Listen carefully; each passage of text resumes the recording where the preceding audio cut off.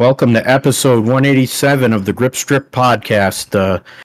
I beat your favorite driver edition of the Grip Strip podcast.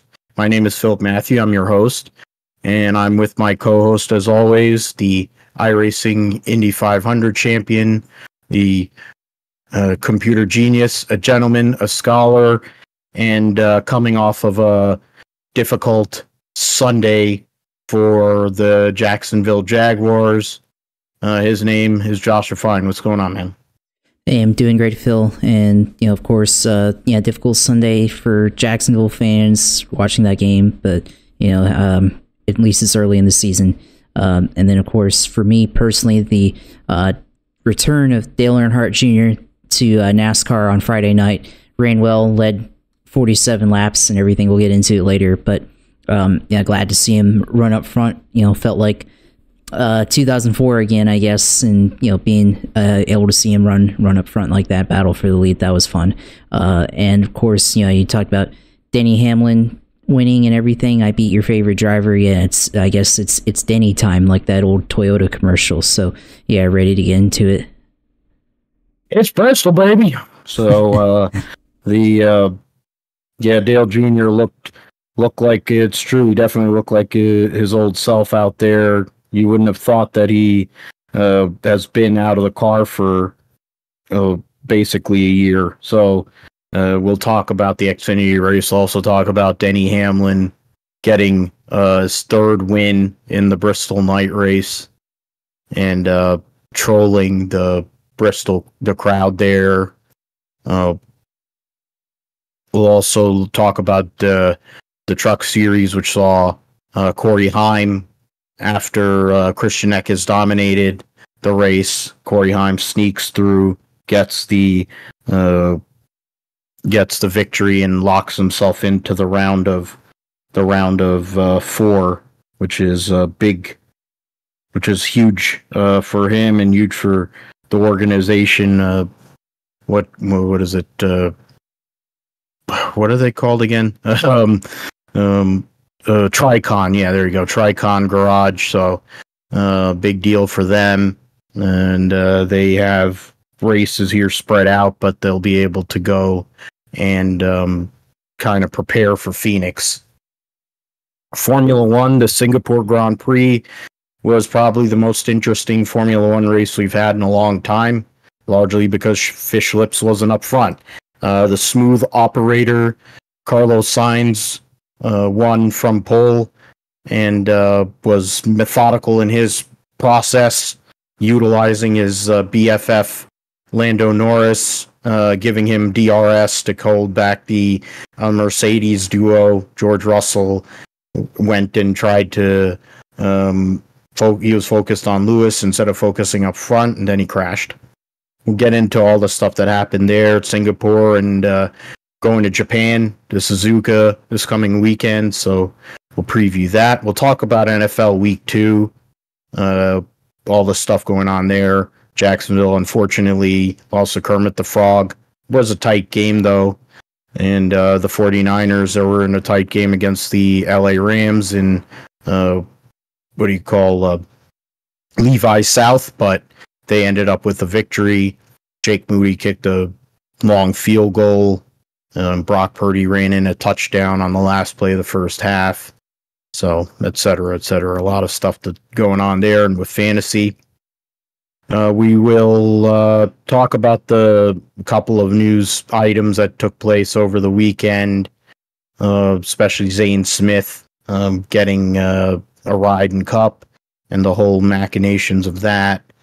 We'll talk about and give our condolences to the family of Sherry Pollux, who has passed away after a long battle with ovarian cancer. We'll talk about that in one piece there, because a certain person decided they had to insert their 2 cents into it and make it about them, which isn't shocking since she's a whore.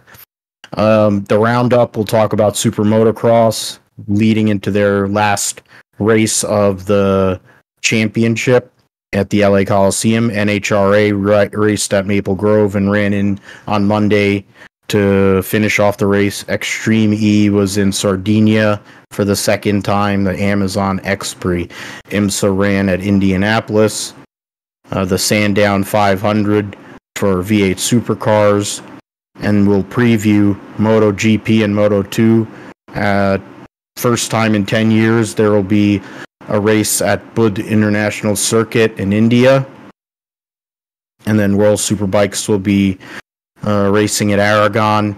Can Garrett Gerloff continue the momentum he had from Manicourt and contend for another race?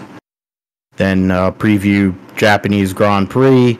Likely we'll get back to the status quo there.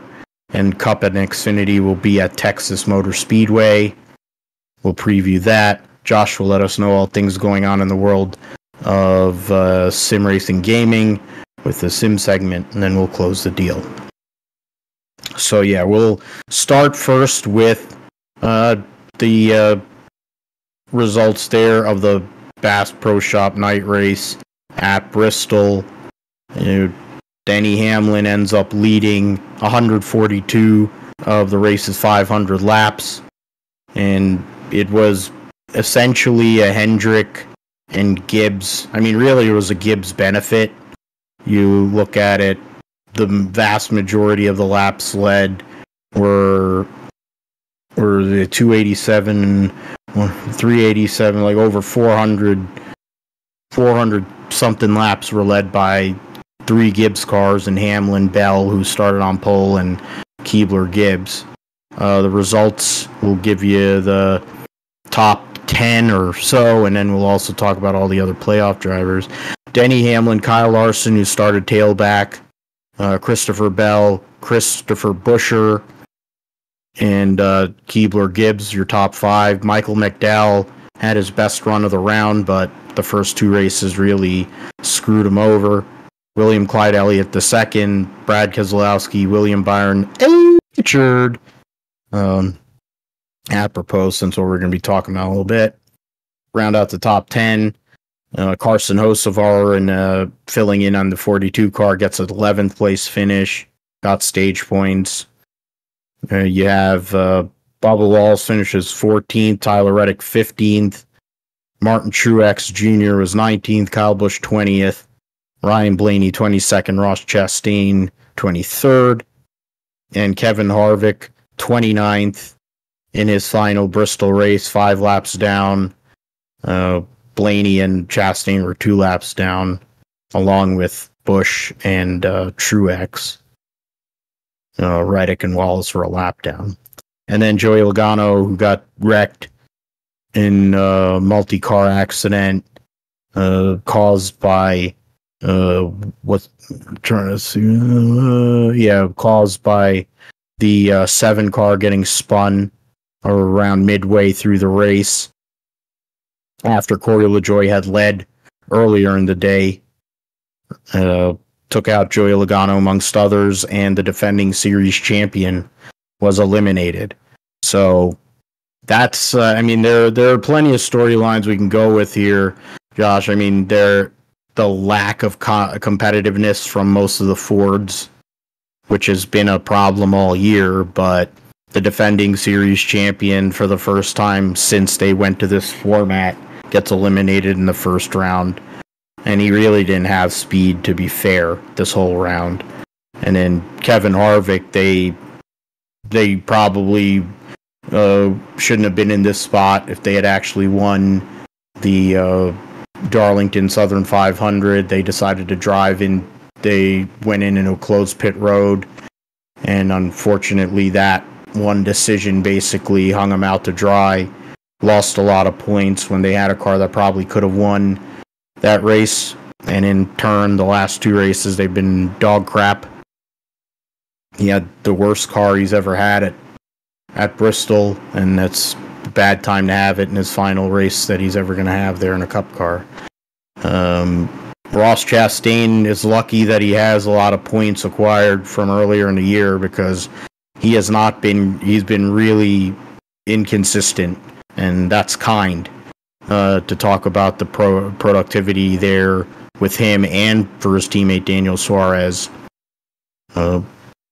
Martin Truex had a really brutal first round, but he makes it through, and now he gets a reset and starts right on top again in round 2. Yeah, Bubba Wallace makes it through to the second round for all those people that act like he can't drive. A lot of these other drivers are all up there in the top 10. Ricky Stenhouse ran well, but unfortunately wasn't enough. He gave up too many points earlier in the round, and same thing with Michael McDowell. Definitely was up there, one of the best non-Toyotas the whole entire race, but he needed to win. Unfortunately, he wasn't able to because them Toyotas are dominant. But Denny Hamlin continues to show and emphasize his put his name or put himself into conversation. He's been there for all these years anyway. Won over 50. It's his 51st victory in the Cup Series. He's for all these years he's never won a championship. Is it going to be his time getting this victory after having a car that was capable of winning the first 2 races of the round?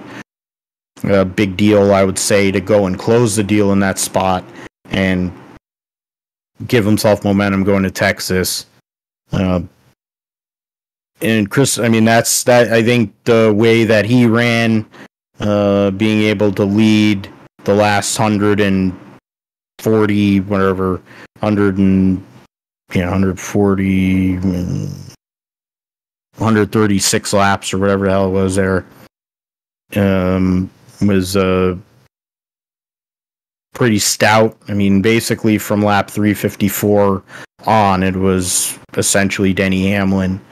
So he was the dominant figure. He was up there all day, but he set the tone there late in the race. Josh, what do we think here now that he wins another race here, puts himself? Obviously, it wasn't like he was worried about making the next round. He was going to make the next round, but to go out there, get that victory, and in a dominant fashion,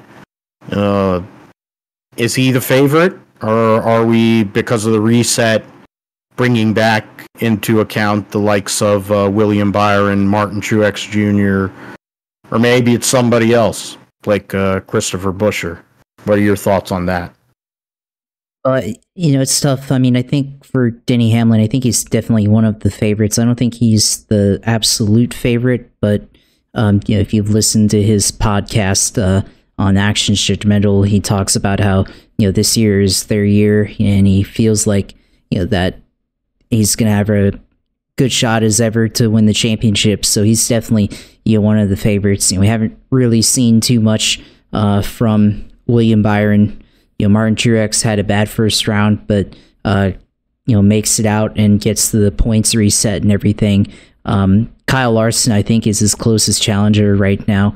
He's had a really good first round, and so for Denny, he just needs to get through this round in the round of 12. Texas, I mean, the Toyotas have been good on the mile and a halves. Talladega's Talladega, and he's good there. So there's definitely a chance for Denny to end up becoming the favorite. But this race, he had a good first round already and didn't have to win. But was able to go out and lead as much laps as possible, and goes out and trolls the crowd. Afterwards, I beat your favorite driver, and I really think he was talking about Kyle Larson, because he kind of paused for a second there, and he's like, "Oh, well, who are you talking about?" And, well, all of them, which is objectively true. But I think he's really talking about Larson. Although I think a lot of people are booing him just to boo him, not necessarily because they don't like him. I think you have someone in the crowd starts booing, and then people want to join along with it. So that's part of it. But it makes it entertaining banner with him in the crowd and everything.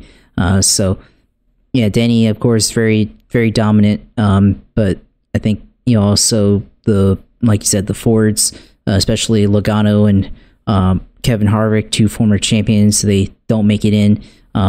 kind of shows the disparity in the Ford camp. You have RFK and Front Row, both have really good seasons, and Front Row, they had if it weren't for Darlington with their issues there, getting in the crash with McDowell getting in it with Alex Bowman and Daniel Suarez, he might have made it out of this round.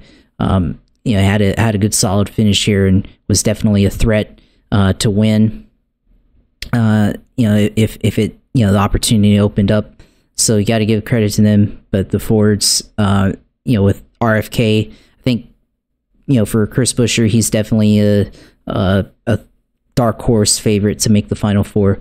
Brad Keselowski, I don't think is quite as good on speed, but he's definitely could be a threat, especially with Talladega still left here in this round of 12. He could easily make it to the round of 8, and there's definitely a path there for him. So there's that opportunity. But then the rest of the Fords, like Kevin Harvick and Joey Logano, just didn't have any speed. Overall throughout the season, didn't have a ton of playoff points to fall back on, especially for Harvick. Then Logano gets kind of the surprise one to get left out there, or to not make it in because previous champion, and then gets crashed out of the race. So, both of them just didn't have a whole lot to fall back on. And then I think the issues with SHR, finally catching up to the Ford car. They haven't been really great all year, but points-wise, they've been solid points-wise. They just haven't had any wins or anything to give them cushion and kind of led them into trouble. They had a good first race at Darlington, but they weren't great at Kansas, and then end up completely missing the mark at Bristol. So finishing 5 laps down and left the entire team bewildered, and Harvick's basically all but ready for Phoenix and everything. So poor effort there, and we'll see if that's more of the case as they SHR continuing to struggle throughout the year as they have with their other 3 cars. So we'll see.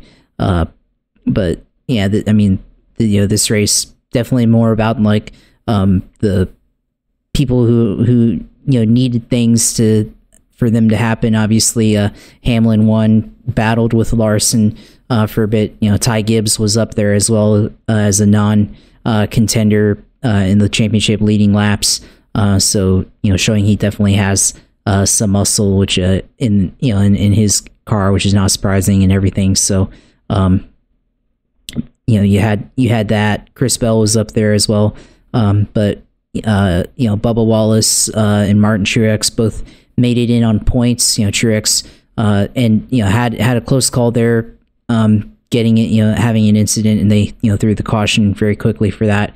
But he fell a lap down, but still able to make it in. And then Bubba Wallace ends up finishing a lap down, but had a good first stage and had a good qualifying effort to score just enough points to get in. And that door opened up with Logano and Harvick having their issues. So now Bubba Wallace definitely has there's definitely a path for Bubba Wallace to make it to the Final Four. How likely is that to happen? Don't know, but definitely it's certainly a possibility they have to think about if things go right for them. But for that team, they make it in, they go to the round of 12.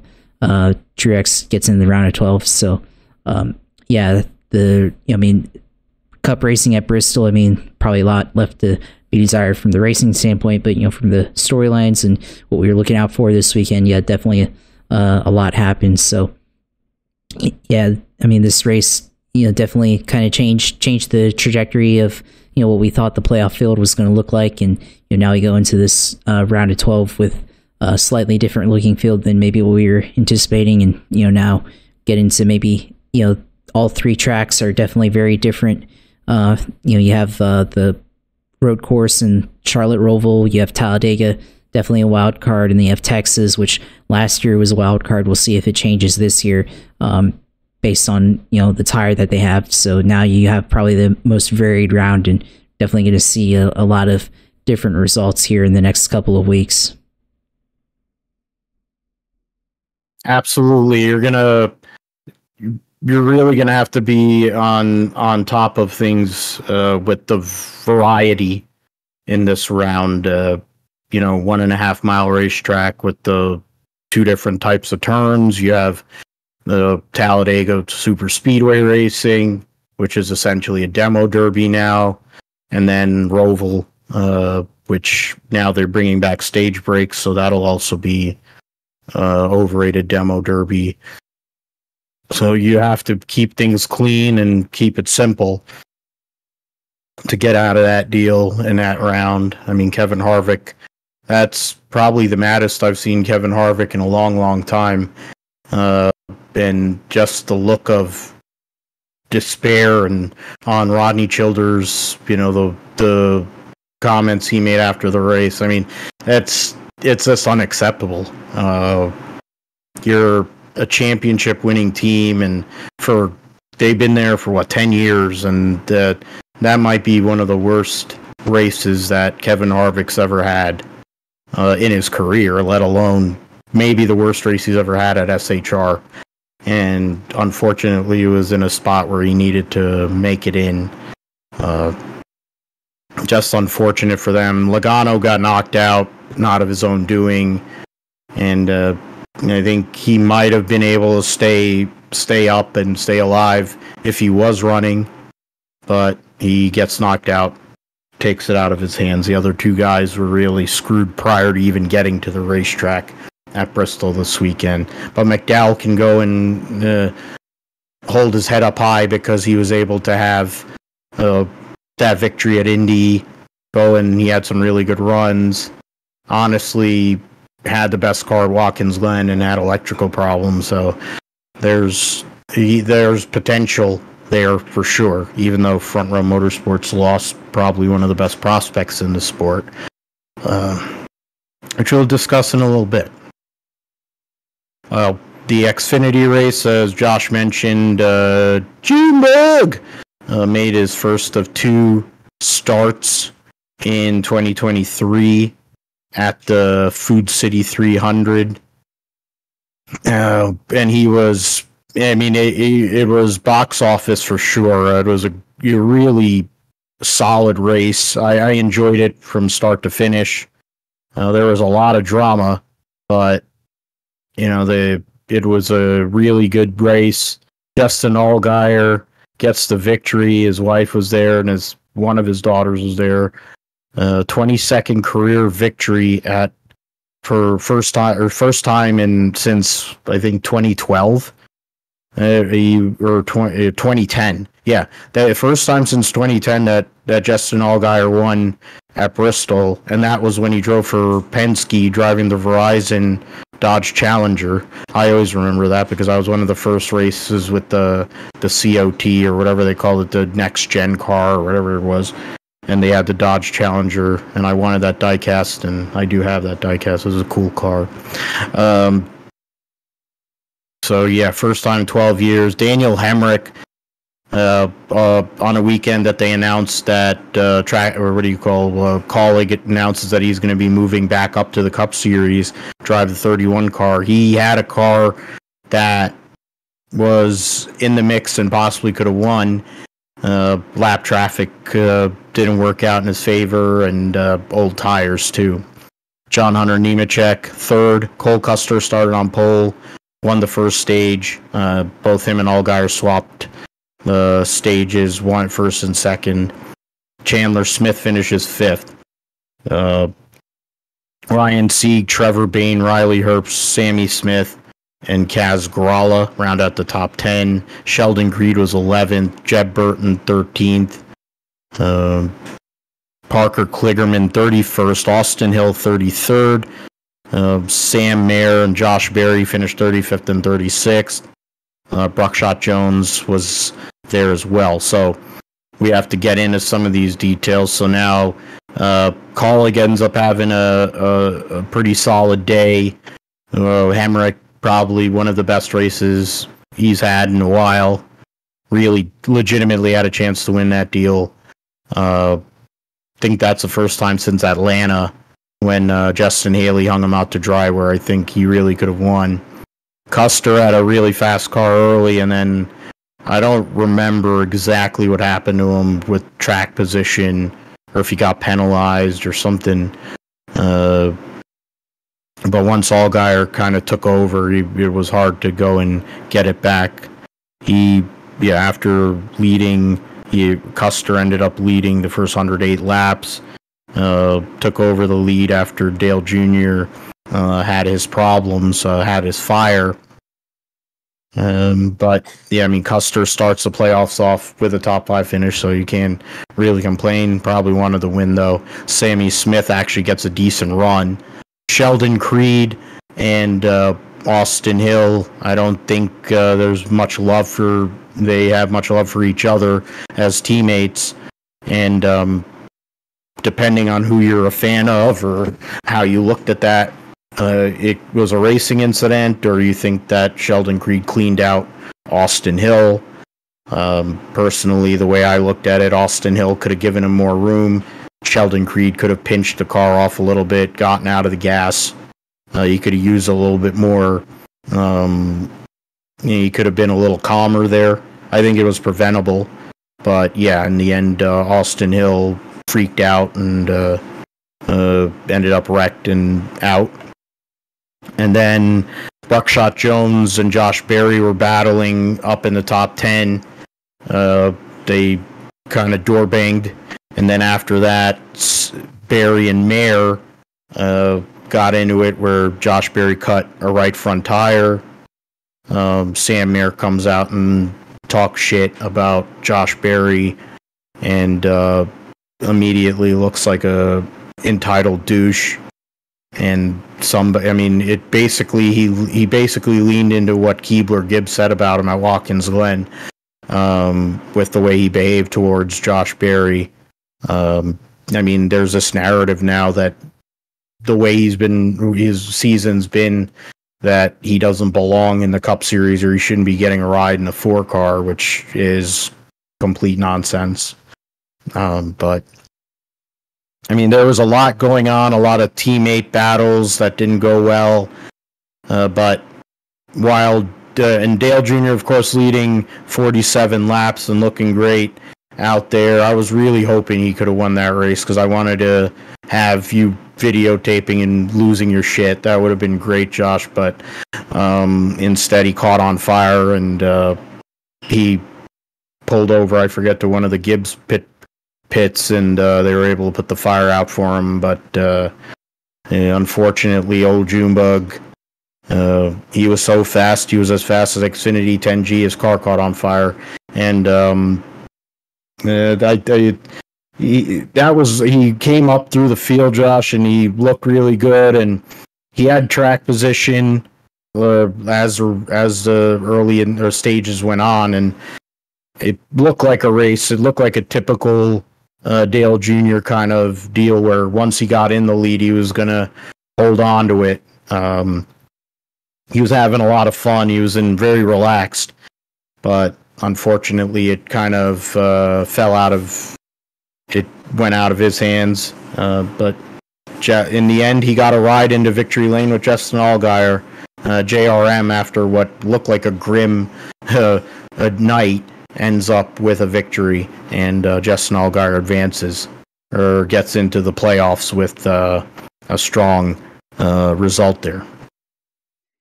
Yeah, and you talking about how Dale Jr. was able to get up there and battle for the lead. He started out 15th, and going back to practice, I think he had second fastest in his group in practice, which I thought that was kind of interesting there. But I knew the second group, I guess the group that he was in was kind of more of the back half of the second half of the field, not the contender. So I wasn't sure. But then, qualifying, he was the first one out and got a good enough time to qualify into the field. Ended up 15th, which is very Dale Jr.-esque to be able to do.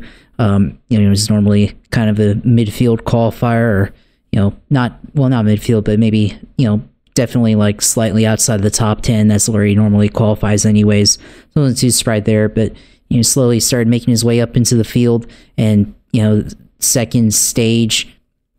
first stage gets up into ninth place by the end of the stage. So that was encouraging, and then just had a good pit stop on that first stage caution, and to pick up 4 spots, get into 5th place there. So on that stage 1 or stage beginning stage 2 start, and then just goes up there and races, and he's up in 3rd place, and so just crazy to see him right up there for the lead already in the middle of the second stage, and they still got a little bit of ways to go. So just seeing him up there and everything, and he was able to race up there for 3rd. I think he did fell back to 4th though. So you had that happen, and then the other cautions where with Josh Berry and Brandon Jones and Sam Mayer all getting into the same accident, that doesn't help for the company. That's not good, but for him, I guess less cars they have to go through and everything. So you have that, and then the other contenders like Austin Hill, Sheldon Creed taking themselves out. So really opened the door for the opportunity, possibility of Dale Jr. winning that race. And the start of stage 3, they were up there again, and I think Justin Allgaier pitted, and then that led to Dale Jr. being able to sit up there on the lead for the start of stage 3, and he definitely led a ton of laps until the next caution, and then they decided on their strategy. They're going to go and pit, and then after that, they still had more time to go and race their way back up there, but you think they just got caught up in traffic and everything, trying to get back up there to the lead, and didn't have quite enough to get up there. I think the tires kind of started to equalize, and then of course later on the shifter boot or something like some wiring, I think he said, like short circuited or whatever, and started to catch fire in the shifter boot or something like that, and then that kind of set like one of the leg panels and on the inside started to catch fire. That's why he said, I got a hole in my pants and everything. So that happened, and of course if you stay out there for any longer, it could turn into a bigger fire. So definitely good time to get out. It's not like he's racing,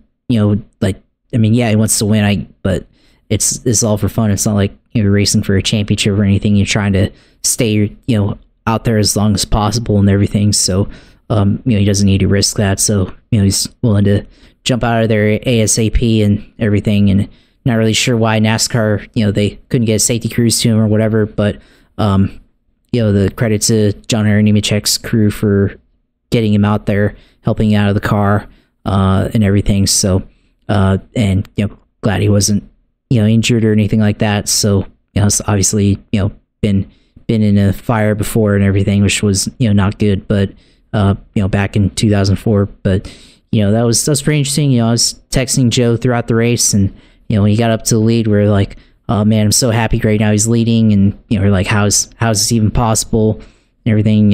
Talking with him throughout the race, and I was glad to see him up there. Like I said, back to when I was kid and everything, and seeing Dale Jr. lead. So it was honestly, I might have tried to film myself if he was up there at the end racing for the win. So would have liked to see that happen, and I was definitely starting to feel a little bit nervous as kind of race while he was still leading, as the race kind of went on, and it was like, come on, just let's go caution free to the end and see this happen. So unfortunately it doesn't happen, but he still has one more race in Homestead in a couple weeks. So that's on October, in about a month from now. So October 22nd or 21st, he'll be racing at Homestead. And that may end up being the second to last race. Apparently, I guess afterwards, they're talking about how many years does he end up planning to do this, and then apparently, I guess his sister said, you'll do the 2 this year, the one in Bristol and Homestead, and then there'll be one more in next year, which we'll see how that ends up happening if, next year he ends up doing one more final start in Xfinity, and that'll be it. We'll see. But, he has the opportunity right now to potentially contend at Homestead. Remember, 2020 led some laps there as well and ran, I think, top 5 there. So it's definitely possible. So we'll see, how he's able to do, and, definitely competitive and everything. And I think the late model racing he's been doing this year and last year, I think, has definitely helped him with what he's been able to do in this car at Bristol. So we'll see how he does at Homestead. But it's definitely refreshing to see him up there. Definitely a huge throwback to the old days. So I was glad I was able to enjoy that as a fan for sure. And it was good to, it added a different element to the race, of course, having Junior in there. And you could tell that for Letarte and for Burton and all of them, they were nervous for him. And they spoke about his nervousness and trying to qualify for the race because he was going to have to come out first car after practice. So it was good for him, and even though there's a lot of wrecked race cars, he ends up with a victory and a trophy. So, it's a net gain. While Kelly says that he may only have one race, I think it really is up to what Dale wants to do and the sponsors, because really it's about with Hellman's and Unilever and then Bass Pro determining what they want with him. So we'll see what happens with that. Forgot to mention the points for Cup, but we'll go into Xfinity. The next race, of course, will be at Texas, as I mentioned. Allgaiers advance to the round of 8. John Hunter Nemechek's plus 65 above the cut line.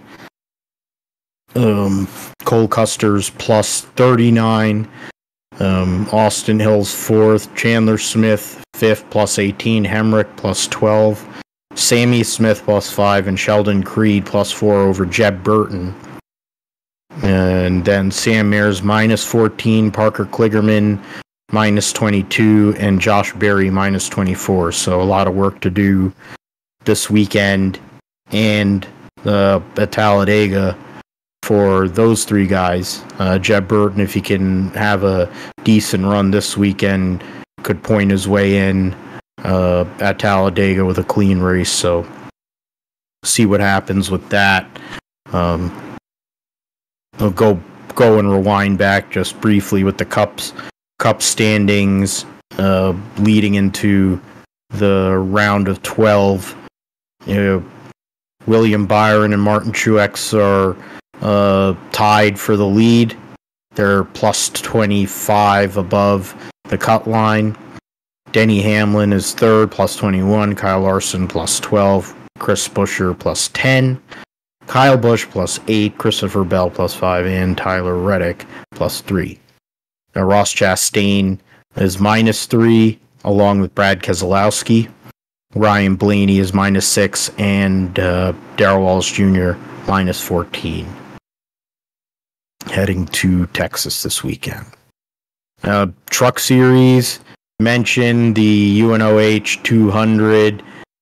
Corey Heim, after an interesting round here, interesting first round. I go into this race, leads only 6 laps, but goes and gets the victory there and locks himself into the final 4. And I mean, that's a huge deal for him and for Tricon Garage to go and get that result.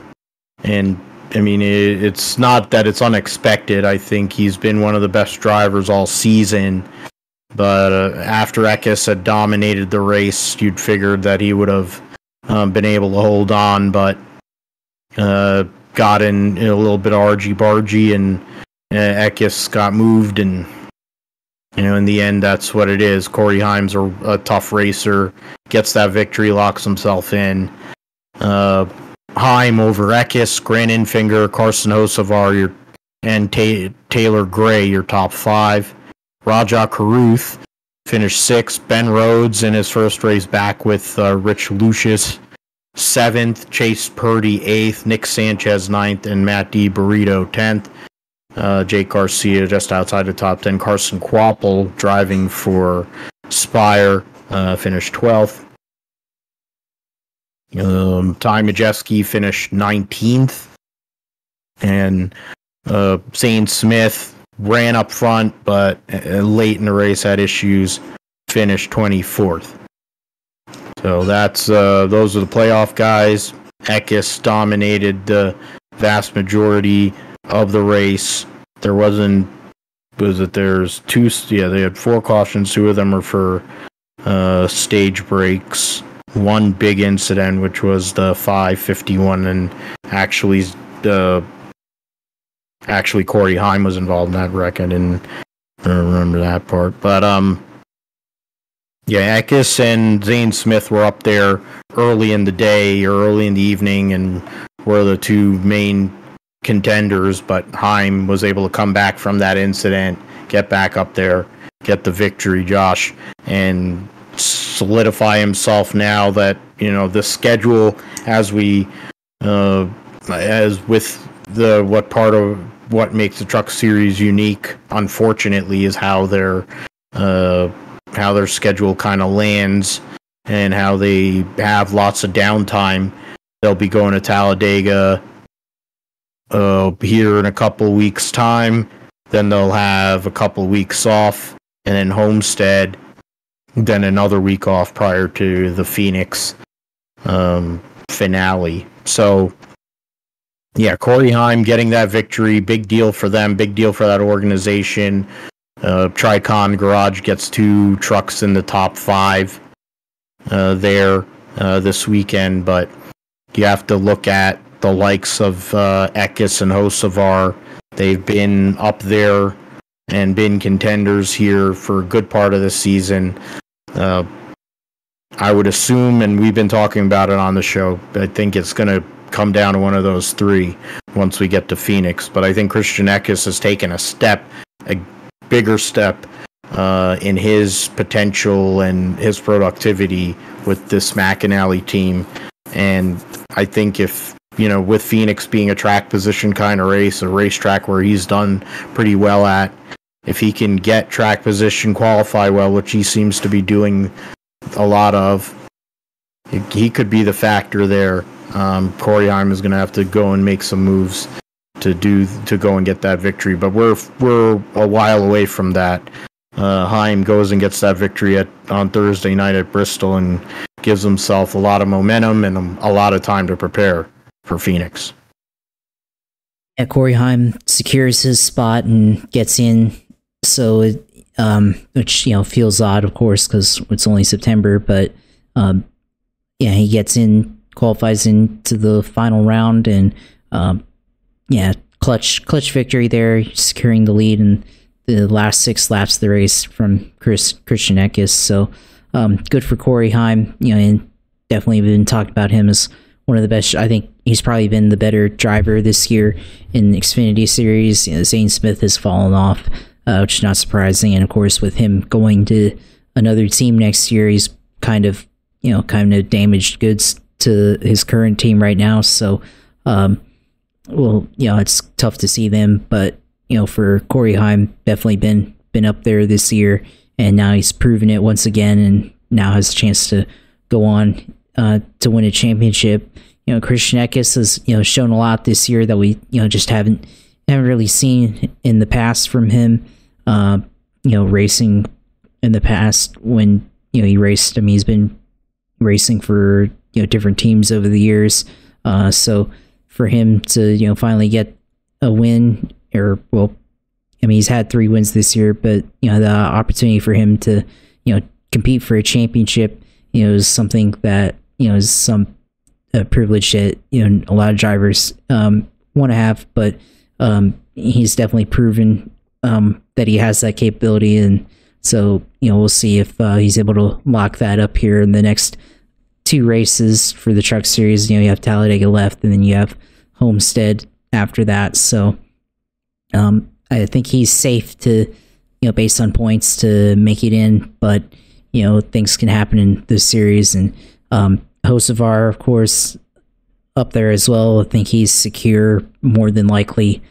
So it's gonna come down to probably Grandin Finger or Zane Smith, probably one of those two making it in. But points wise, Zane Smith still has 15 or 14 points to Grandin Finger, so not a whole lot of points, but it's definitely still quite a deficit to make up there for Smith. So I think the three of them, Heim, Eckes, and Hocevar, definitely have opportunity to go and win a championship, and I think it's just that fourth spot that's left. So we'll see if who ends up being in that position here in in a month's time from now. So we'll see how that goes. But the pretty short race. Otherwise, some of the other guys in this race though made some noise. I mean, Carson Kvapil racing in this race, debut in the Craftsman Truck Series with Spire Motorsports, and started 27th, finished 12th. So definitely a good showing for him. Rajah Caruth, we talked about him as a wild card in the past. Had a really good run here, finishing in 6th. So definitely a good run for some of these younger guys up and coming in this series, or have a future. Whether in the Truck Series or in possibly in Xfinity, which I think those two drivers eventually are going to be up there full time. So definitely a lot of showing from those young guys here in this series. So we'll see for the rest of the series how they decide this last playoff spot potentially, or the rest of the playoff spots. But but for Quay Heim, definitely opportunity that he took, and now kind of gets to sit for the next 2 weeks and kind of they get to prepare for Phoenix and have a head start over everybody, and figure out how they're gonna set up their car and prepare so that they go in there with a best shot to win the title. Yeah, and that's for a team that hasn't been in contention for a title in the Truck Series, but they've been in K&N ARCA. It's a different animal for sure, and Corey Heim has competed for titles. He's big on winning races, so this is a different situation. We'll see how they handle that. See if they're going to go and sneak in a couple, if they can go and win, sweep the round, which wouldn't be out of the realm because of that's happened before in the playoff format. But I mean, that battle, as you said, with Zane Smith, Grant Infinger 14 points, Hocevar 18 points above Zane Smith. I mean, they have a bit of a gap there. Zane now with his future secured, I think is probably going to release him to race a little bit more, be looser, and kind of just go for it all versus what has been going on here in recent months. Ben Rhodes and Ty Majeski, the Thor Sport trucks, their pace is not really amazing. I mean, Majeski won, but got nailed with the tire pressure deal. Nick Sanchez, honestly, just the best case scenario for him is to win. He's been great on the 1.5 mile racetracks. Super speedways, they've had great pace at the Kyle Busch Motorsports truck. So if he can actually go and put himself in position there, that could give Nick Sanchez that opportunity to go and sneak in and be an upset pick in a sense, since right now the points really favor Eckes, Hocevar, and Enfinger, so 3 Chevrolets and the lone Toyota. Right now there's only one Toyota and they're in. There's one Ford, or no, 3 Fords, sorry. 3 Fords. and then 4 Chevys. So we'll see how that all works out. Moving on to the news of some news items that have came up here in the last few days. I mentioned that Sherry Pollock's passed away. It's unfortunate, long battle with cancer. 44 years old, just coming off of the Catwalk for a Cause. The longtime partner of Martin Truex Jr. Her dad, Greg Pollock's, was one of the owners of PPC Racing, which Jeff Green won the 2000 NASCAR Busch Series title in the Nesquik car. Up to that point, that was the most dominant, highest or greatest point total margin in a history of NASCAR's top 3 series. He won by like 600 something points that year, and then it took Harvick doing the double, running both Cup and Xfinity, for that to be broken. But I'm gonna get into something that happened in regards to Martin Truex and the words that he put out there, the statement he put out there regarding his former partner and the loss, her passing. Other news there, that is a little more that can go either way here. Daniel Dye is going to be racing for Alpha Prime for 3 races. He's been racing for GMS this year. You have Lane Riggs is going to be racing for Colleague, so that'll be interesting. He doesn't have a whole lot of experience on bigger tracks, so that'll be something. Road America, at least for next year, is not going to be on the schedule for any of NASCAR's 3 major series. Bristol goes back to regular. They'll run both races on concrete, no dirt. I think if they actually ran an actual dirt track, like, I don't know, Eldora, and they ran the Cup car or the Xfinity car, they'd have a good race. But I think the main storyline that came out of the weekend was Zane Smith getting signed by Trackhouse Racing to a multi-year contract. This is on the heels, of course, of Shane Van Gisbergen a couple days before announcing that he's going to move to the United States and race basically a smorgasbord of cars and trucks and stuff next year, running every major series in NASCAR. Probably will get an ARCA car for all we know. Going to be in late models, et cetera, to get all kinds of experience. And he's going to be coming over next year. Right now, Trackhouse has 2 cars full-time with Ross Chastain and Daniel Suarez.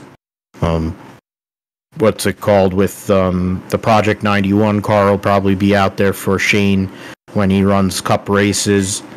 But Zane Smith, since Ford dropped the ball yet again, he was angling to go and sign with Justin Marks and their organization. And it looks like, based on the agreement, he's going to move up to Trackhouse Racing in a 3rd full-time car in 2025. For 2024, though, he will be driving for Spire Motorsports in a 3rd chartered vehicle. Right now, the 7 car is the only one that we know, with Corey LaJoie being signed up with, and he got an extension. We don't know for sure what's going to happen with the 77 car. I think we could basically say that Ty Dillon isn't going to have a job, as he sucks. But the rumors have had numerous drivers. I think Carson Hocevar is likely a likely person to get into that car next year. Move him up from the truck series. He's been running well for Legacy. So I think it would be interesting to see what would happen. Give him a full-time ride. Combine them with Corey LaJoie. Maybe that car could actually do something. But Zane Smith will be driving for them next year.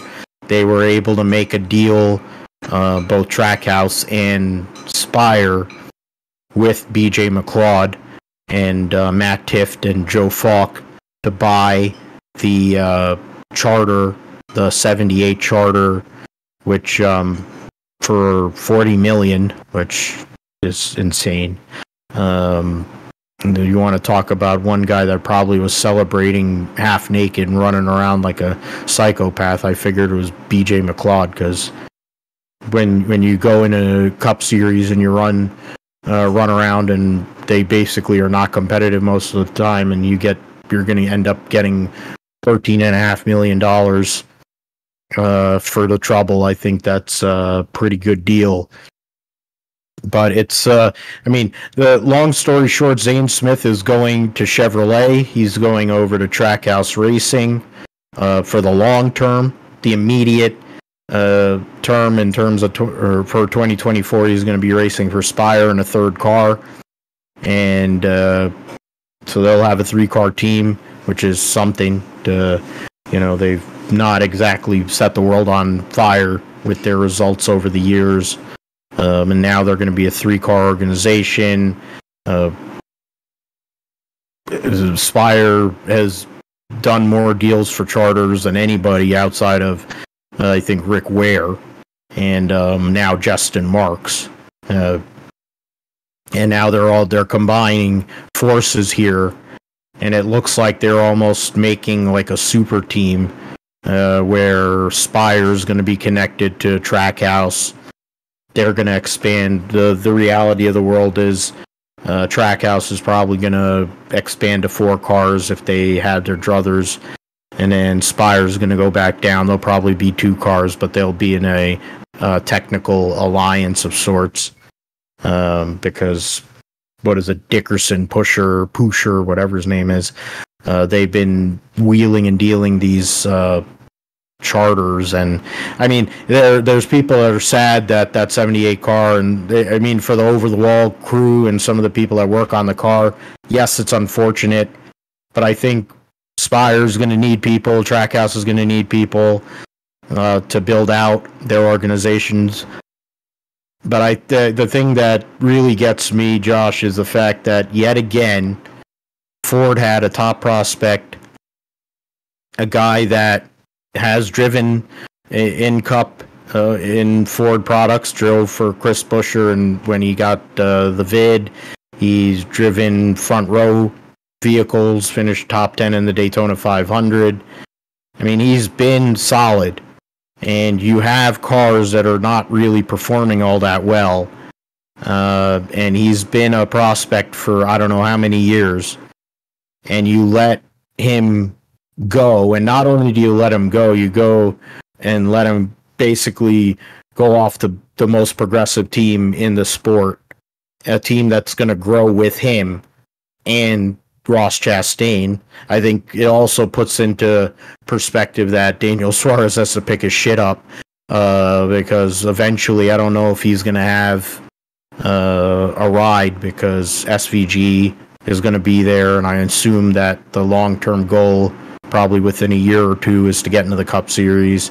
Daniel Suarez has to pick his game up if he really wants to continue his Cup career. That's really what I take away from that one part. I take away. But what did you think? It's been interesting. We've been talking about it offline about Zane Smith and what he's going to be doing. But Trackhouse Racing, yet again, getting in the news and acquiring charters or connecting to get charters and getting one of the best young talents in the sport, and Zane Smith. to build off of for their organization. Zane Smith, talk about him. He's done a lot so far in his young career, like you said, and has been a contender in the Truck Series for the past couple of years, and has won a championship in the Truck Series. Has won on multiple different track types. He's won on road courses, super speedways, mile and a halfs, short tracks, and just whatever reason, they just last couple of months they've been out of sync, and hasn't won or anything lately, and now it seems like the relationship has kind of broken down, and now he's going on to Chevy and going on to Trackhouse. So for Ford, definitely a big loss there. Someone that was definitely a huge prospect. Ultimately he was with Front Row, and had run at different times this year with Front Row in the Cup Series, and in the Truck Series, but I wonder just how much room there was to grow with Front Row. We see them competing this year and being probably the third best Ford team with Michael McDowell, but beyond that, you have to wonder how good they are. And of course, RFK is still. I think they'll expand as well, but right now it seems like they're clearly focused on the 6 and 17 with Buescher and Keselowski. Penske, there's not a whole lot of room there. Stewart-Haas is clearly falling off. So when you look at the opportunities, in the Cup Series for Zane Smith with Ford, there's really not a whole lot there where he could go in and have a feature, some kind of success.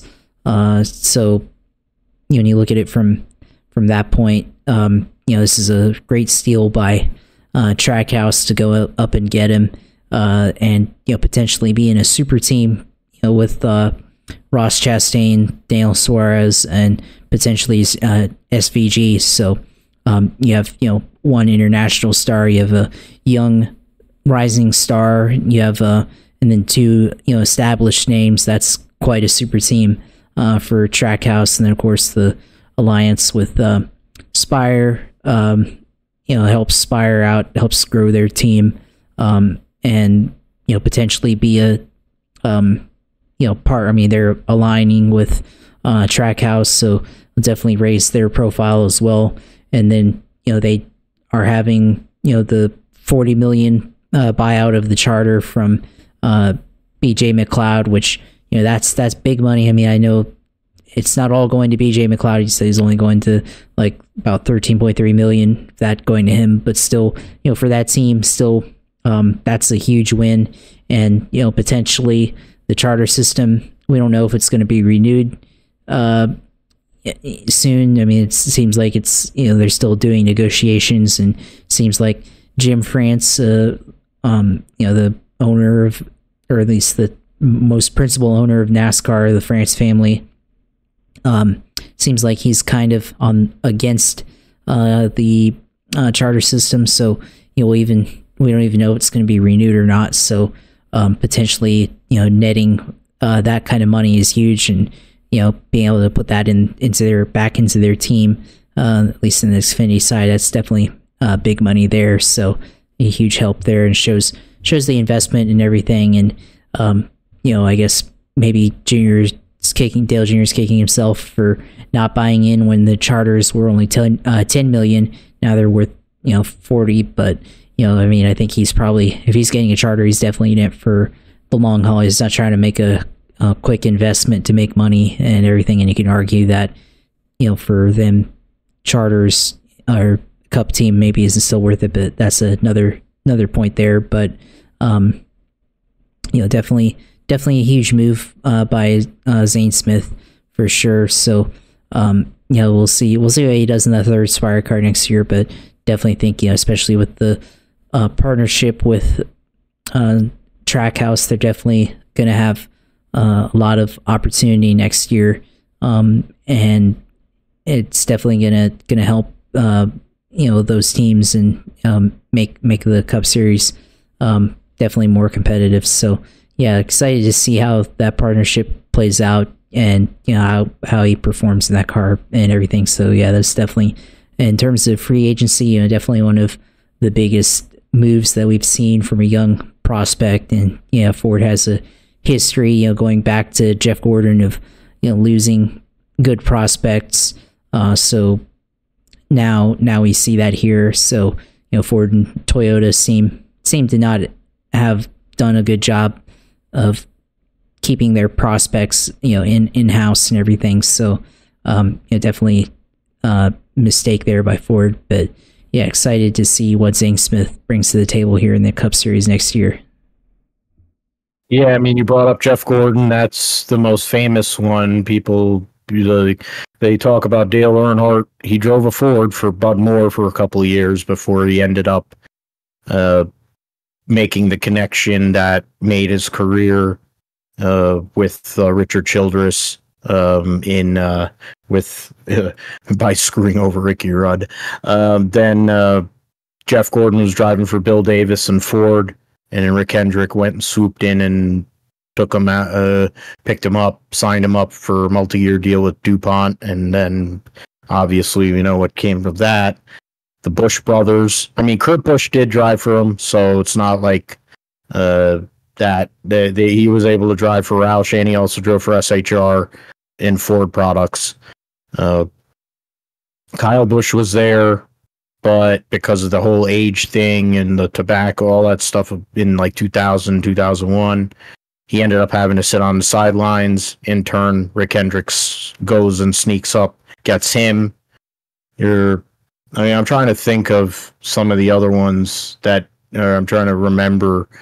Those are the big ones, of course, because when you consider Jeff Gordon, Kyle Busch are the two biggest ones. I mean, this is the Zane Smith, I think, is a huge loss. SHR, part of the problem is, and we'll talk about it when we talk about NHRA, Tony is more focused on driving a dragster, top alcohol dragster, and his wife's team and Matt Hagan's team than he is about his Cup organization. Gene Haas is more worried about running mid-pack or worse in Formula One than he is about this Cup and Xfinity team. Roush, you mentioned RFK. They're basically in bed with Rick Ware now. One of those charters is basically the Justin Haley car. So that's going to be the de facto third RFK car next year. So that's where their, quote, expansion is going to be. And they've made progress at times this year. They've looked way better than they ever have because, I mean, when you're the drizzling shits for decades, I mean, I guess anything is going to look good. But, I mean, that Penske has definitely been off. Harrison Burton is more or less been irrelevant in the 21 car. He's really not doing much better than what Paul Menard or Matt DiBenedetto did, I guess. That's the comparison, really. Blaney, when he was there, at least they ran up front a lot more. But you have to wonder what Penske's situation is with that. Ford, I don't think he has a plan. I don't think whether it's a NASCAR thing with the rules or whatever, it's not a good look for Ford. Toyota, with legacy coming over, maybe that's going to open up some doors to keep some of their drivers there as well. And speaking of Toyota, and speaking of somebody who's been with that brand, as Martin Truex Jr., his longtime partner Sherry Pollock's passed away this past weekend. It was received a lot of condolences and well wishes for Sherry Pollock's, and Martin Truex ended up putting out a statement, basically trying to and you can make I was saying, I don't know if I said it to you, Josh, or yeah, I think I did, and it's like talking about what might have been on his mind during this round, because his progress and the way he's been running has dropped off after having a lot of momentum leading into this first round of the playoffs. Probably when you're looking at somebody who you were in love with and spent so many years with, being so close to passing, it'll affect anybody. And so I think for Martin Truex Jr., that probably played a part. And he put out a statement. It was on Instagram, social media, whatever. But one particular person decided to go and add their 2 cents to the situation. Her name, or what I call her, is Miss Hummer. She, for whatever reason, Sky F1 insists on having her show up and be a analyst for Formula One races when she's not driven a Formula One car for 2 decades. And that was one time, I think. She doesn't know anything about Formula One. She doesn't know anything about the series. She's a bad representation for female drivers. She basically has said that women drivers cannot race in Formula One or race in open wheel series or whatever. So she's basically as bad or of a representation as you can get. And that doesn't take into account the fact that she's a cunt and is literally one of the nastiest people that's ever been in motorsports. Has a terrible personality disposition. Was a terrible race car driver, didn't care about racing, still doesn't care about racing. It's all about putting herself over. Now she's some sort of wingnut conspiracy theorist whore. Like she wants to go with like Robert Kennedy or whatever the hell. Idiot stick that, she doesn't add anything positive. And now she's commenting on Martin Truex's statement that he made, and at a time when it's about Sherry Pollux and her passing, and talking about the comments he made, and then going and adding that she never liked Martin Truex. I'm like, honey, there aren't that many people that like you. And the proof is in the pudding. Every team she's left, the team ended up being better once she left. Ricky Stenhouse Jr. dumps that whore and ends up finding his wife now. So, I mean, there's Aaron Rodgers. Yeah, sure, right now he's got an Achilles injury and he's doing the ayahuasca and all that, but I gotta say, more than likely, I think Aaron Rodgers is better off not being with her. She's basically a surfboard with hair, and I can only imagine it with the conversations with her how that can be. But she's an abomination of a person, and selfish and absolute. And I mean, to go and make the passing of somebody else and go and take that and make it about you speaks volumes about how vapid and empty-headed and I'm trying to think of the word, is like to go and to be what, just really narcissistic. That's the word. To be I mean, she is a narcissist. She's been a narcissist for years. She spends more time looking at what the whatever PR thing will be, not about actually being able to race a car properly. She had all kinds of crew chiefs over the years in NASCAR that were legitimate crew chiefs that have won races and won big races and were contending for titles. Yet when they were with her, she looked like a monkey's anus. I mean, she's... I don't know why she's allowed to be on TV, why she's given a platform at all. They should stop giving her a platform. She is disgusting. She's a horrible person, and to be that much of a narcissist that you take the passing of someone else and use it as a platform to go and shit on a driver or shit on somebody else that was one of your peers is pathetic. And karma is a thing. Hopefully the karma train hits her right in the face, because it's absolutely despicable. her what she said and what she just what she thinks, and it really makes me sick that that's the kind of people that we have to go and watch on TV or in motorsports, and that she's a representation for women. When she's the reason why women are never going to be able to get into all these motorsports series because of her. And when you have all these great ladies that race for Shift Up and all these other avenues that are trying and are really doing it because of merit, and they actually can drive, and they're good with marketing, and they're good with fans.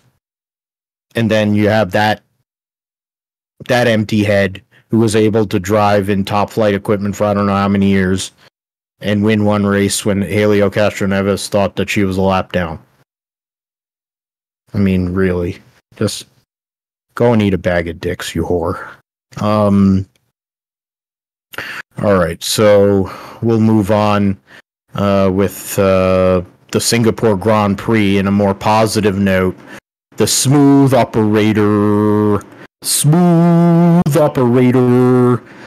goes out there, wins the pole, was fast all weekend, and a methodical performance on Sunday, managing the gap first to George Russell, who was on the outside pole, and then later with his BFF Lando Norris to go and hold off the Mercedes when they decided to come in for medium tires during a VSC. Carlos Sainz gets his second career victory in Formula One. David Croft spent I don't know how many minutes saying that it was his first career F1 win. We were in the Grid Talk chat, and he was like, he won at freaking Silverstone last year in a Ferrari. So I don't know how the hell he was going on with that. But Carlos Sainz went out there and did work to go and win that race. Lando Norris and Lewis Hamilton round out the podium. George Russell crashed on the final lap out of a podium position. Charles Leclerc ends up finishing fourth, holding off Fish Lips, who had to come from 11th. The first time the Red Bull has missed Q3 in I don't know how many years, and it was a bad situation for them in general. Should have been penalized more. He impeded in multiple instances of impeding during qualifying, didn't get penalized for any of them. Ends up benefiting and only starting 11th. He was able to slowly move up, but the safety cars didn't come out at the right time for him. They were both on hard tires. Him and Checo Perez, they weren't able to benefit the way the cautions came out. And then they had to pit under green. Checo, of course, struggled way more than Fish Lips. Fish Lips moves up, ends up being a few hundredths of a second away from finishing fourth on a weekend when the Red Bulls were not a factor. And the unbeaten streak for Red Bull is finally over. First time since George Russell won at Brazil that a non-Red Bull car has won. And first time there's not been a Red Bull on the podium in a long, long time as well. But yeah, Carlos Sainz, Josh, went out there, did great work this whole weekend to get that second career win. And I think the one piece that I was, as of course a Lewis guy, I felt at the end of the race there, once that pit stop had happened, that Lewis had more pace, and that if he had been in front of George Russell instead of being behind, which he had been most of the weekend anyway, and he admitted as such that his qualifying pace was not good enough, and that if he had qualified better, then he might have been in a position to actually contend for the victory. The fact of the matter is Carlos Sainz did what he had to do and give Ferrari a much needed victory, and he gets his second career victory in Formula One at the Singapore Grand Prix. Yeah, I mean, for Carlos Sainz, I mean, it's crazy that we see somebody not named Max Verstappen go out and win the race, and not only not Max Verstappen, but just a not Red Bull team go out and win in this Formula One season. So yeah, just a shocking result from qualifying. With Red Bull being completely off, this past weekend, and none of their cars making it into to Q3. So for Carlos Sainz, he's able to. He had a one pit stop strategy that they wanted to use, and he was able to use a slower pace and then take advantage of DRS to stay up in front, and lead throughout the entire race. So that that was pretty interesting to see that. I think the Mercedes, I think they probably had the right strategy. Like you said, they pitted for medium tires and were making, they fell back quite a bit, but they were making up a lot of time, and they were closing in, on Lando Norris there. But of course, George Russell makes the mistake of crashing out. I think he was, I guess he was too concerned with trying to stay ahead of Lewis Hamilton for the podium spot, and took himself out there, made a mistake over driving in the corner. So for Lewis, gets a podium. Lando gets a podium as well. So good result there for McLaren. And of course, Oscar Piastri also had a good race there as well, going from 17th on the grid and coming up to 7th. So very, very good result there for him. Verstappen still gets a 5th there. So, still has the title all but locked up, but, at least somebody else won the race this time. And, Carlos just went out and just ran a, excellent pace in this race. So actually a kind of a close finish, but I think it was mostly because of the pace that he was running, not necessarily because they were driving all out with 0.8 of a second win over Lando Norris. So, definitely a good race there for, fans, wanting to see somebody else win finally. And, I think after qualifying, I think the interest in seeing that happen definitely went up. So, glad that other team besides Red Bull actually won, and Carlos Sainz gets his second career win. Definitely a very smooth criminal type of way by setting the pace to take advantage of DRS, and then also gives Lando also some DRS to stay ahead of the Mercedes cars there. So all in all, definitely a good race to start off the day, as that was the first race on Sunday, and good race to cap off the weekend of racing, I guess, with between what we talked about earlier with NASCAR at Bristol, and then waking up to Formula One in Singapore on Sunday. Yeah, that was a entertaining race. People will say, well, it was more processional. That's what Formula One is anyway. I think the strategy of what Carlos Sainz had to do to manage the gaps, coast, where kind of the lift and coast, you're having to manage the fuel, and you're also having to manage the tires. That's part of what makes Formula One what it is right now. But Carlos Sainz did a great job in getting that victory. Go and give the results just out of Wolf defend Russell. Yeah, well, whatever. Who cares? Results, going to drivers, get into that. So yes, the results of the Singapore Grand Prix: Sainz, Norris, Hamilton, Leclerc, Verstappen, then Pierre Gasly, Oscar Piastri, as Josh mentioned, coming from 17th, Sergio Perez 8th. Liam Lawson gets his first points for AlphaTauri in his second start. We'll see. I'm assuming he's going to be in the car this weekend. It would make a lot of sense for him to be in the car since he's been in Super Formula. He has plenty of experience now on these Japanese circuits. And Kevin Magnussen getting a point for Haas Perez ran into Alex Albon and spun him out, costing Williams a point there. Zhou, Guan Yu, Hulkenberg, Logan Sargent, who crashed earlier in the race, ended up having to come back, was able to recover to 14th, and Fernando Alonso was the last car running.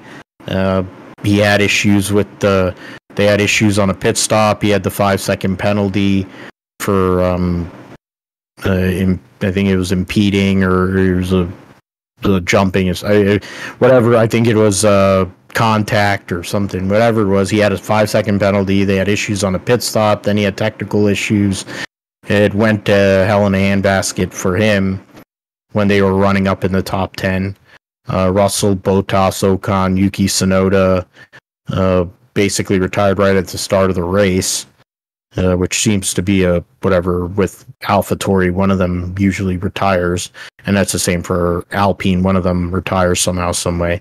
And then Lance Stroll ended up crashing in qualifying, massive wreck coming out of the final corner, and they deemed, between his health and all the stuff they had to do, knowing that they were going to go to Japan, they decided not to race on Sunday. The drivers' standings right now, Verstappen, of course, is 151 points ahead of Sergio Perez. When you look at that, I mean, we're getting close to where he's going to end up locking up the championship. The constructors is more likely to happen first, so we'll see when that happens. The machinations with that, I think Qatar is where there's the first time where I think that'll probably be in play. Lewis Hamilton, after what has been a long season and brutal season at times, has now overtaken Fernando Alonso for third in the Drivers' Championship. He is 43 points behind Sergio Perez for second, so he'll need to win to give himself a real chance. Hamilton, Alonso separated by 10 points. Sainz winning the race gives himself a 19-point gap over teammate Charles Leclerc. George Russell is in 7th. And 33 points behind Carlos Sainz. Lando Norris is in 8th, 12 points behind his buddy George Russell. Then you have Stroll, Pierre Gasly, and Oscar Piastri in a tight battle separated by 5 points. Esteban Ocon, Albon in 13th, and you have the rest of the drivers that are, a handful of points. The only drivers that haven't scored, Nick DeVries, of course, is not racing anymore in Formula One. Daniel Ricciardo is on the injured list, and Logan Sargent for Williams, which his ride might be in jeopardy based on his performance here in general. All right, so we went through all that. Let's get into the football. Niners won in a tough battle. Brock Purdy didn't throw for any touchdowns, but he ran for one. Christian McCaffrey ran for one. Deebo Samuel ran for one. They were able to, Purdy missed a few throws, but his teammates backed him up. He knew that he had to make adjustments.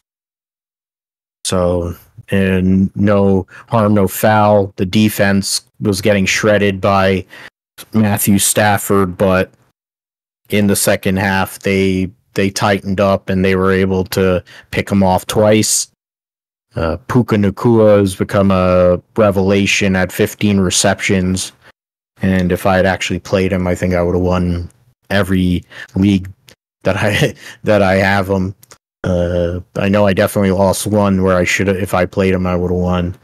I have him in my league, but didn't need him. They have their Kieran Williams as well, who's a running back.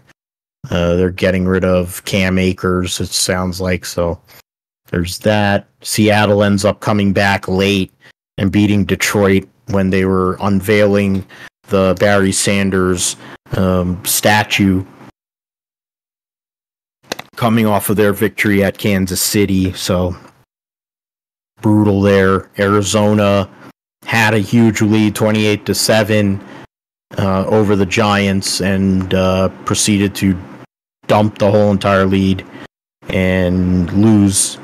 Danny Dimes going out, having one of the best performances of his career in the fourth quarter to bring him all the way back and get a much-needed victory. The Giants will be going to Santa Clara this Thursday to play the San Francisco 49ers on Thursday Night Football. So for the Niners home opener. So that'll be something to look at, how that all goes. I mean, with fantasy, right now it's like half. Yeah, and cross. Okay, so I don't know. Yeah, so I'm going through. Oh, so Nick Chubb got hurt. And oh man, that's not good. He's probably done. Oh boy, I don't even want to see it. It's gonna make me throw up, I'm sure, because that is brutal. That is god awful. I hate those kind of injuries when came in low for a tackle, delivered a hit to Chubb's hand to try to oof. Oh man, that is unfortunate. He's been one of the bell cows. He's been a solid player for Cleveland in his whole time, but unfortunately, it looks like he's going to be out for the season. We don't know how long it'll be for him to come back from that injury. He's injured the left knee before. In college. In college as well. So it's the same knee. Yeah, the same left knee. So unfortunate injury for people who have him. For the Cleveland Browns, they definitely, they set up their offense around him. So losing him, and now they're going to have to find what their running back situation is going to change exponentially. So got to look into that and how that all works out. And it's just unfortunate. You hate to see that for any player, especially such a gruesome injury like that. Yeah, in my the one league I'm in that I lost this week of like by 10 points. If I had Puka Nacua, I had Geno Smith on the bench, or because I had Justin Fields playing, but Justin Fields does not know how to complete a forward pass. Stephon Diggs didn't really do much of anything. He had 7 for 66. T. Higgins played well. Romeo Doubs, I was feeling like he was going to have a big day, but he shit the bed. James Cook, Rachaad White actually played well, so that was fine. Dallas Goedert for the second week in a row. He got a donut last week, so he got 5 points this week. Is really bad anyway. Joshua Kelly struggled against the Tennessee defense, and in the absence of Austin Eckler, so that's pretty pathetic. So Puka Nacua had on the bench. Rashid Shaheed, 4 for 63, nothing of great significance. New Orleans gets the victory. Yeah, so Najee Harris is not having a great game. He's had, 6 attempts for 4 yards rushing, 1 reception for 0 yards on 3 targets. That's pretty god awful. And so that's one of my teams. I'm going to lose. I'm going to go to 0-2 in that one. So I'm, I'll bring up my other two teams and make sure that I have,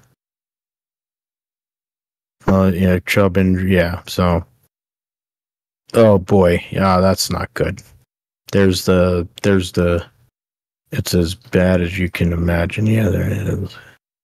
I'm glad I did not see that, because it really makes me sick when I see those kind of injuries. It's disturbing, in general, just to see that kind of crap. And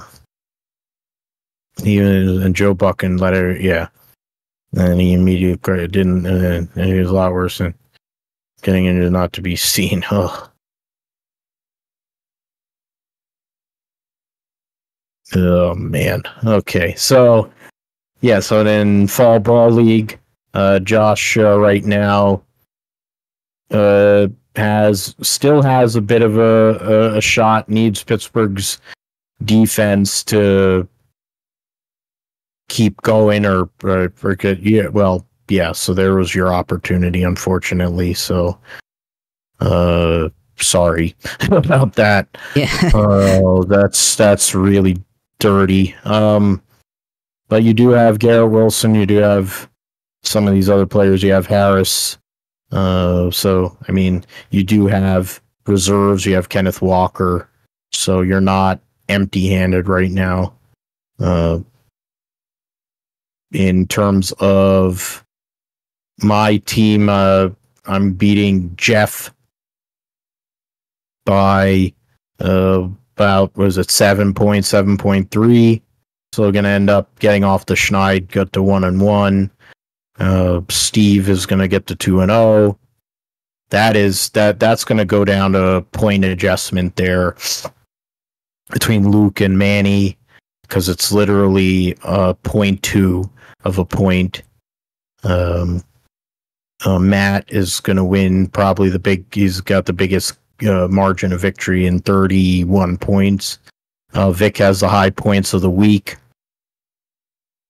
over Joe. So there's that. Josh, we talked about it briefly with your Jags in the home opener. Very hot temperatures, but Patrick Mahomes, he didn't really do a whole hell of a lot, but of course got back Travis Kelce, throws a touchdown to him, and Chris Jones was able to feast and give Trevor Lawrence hell the whole entire day, and that basically determined a lot of what took place for your team and yesterday afternoon.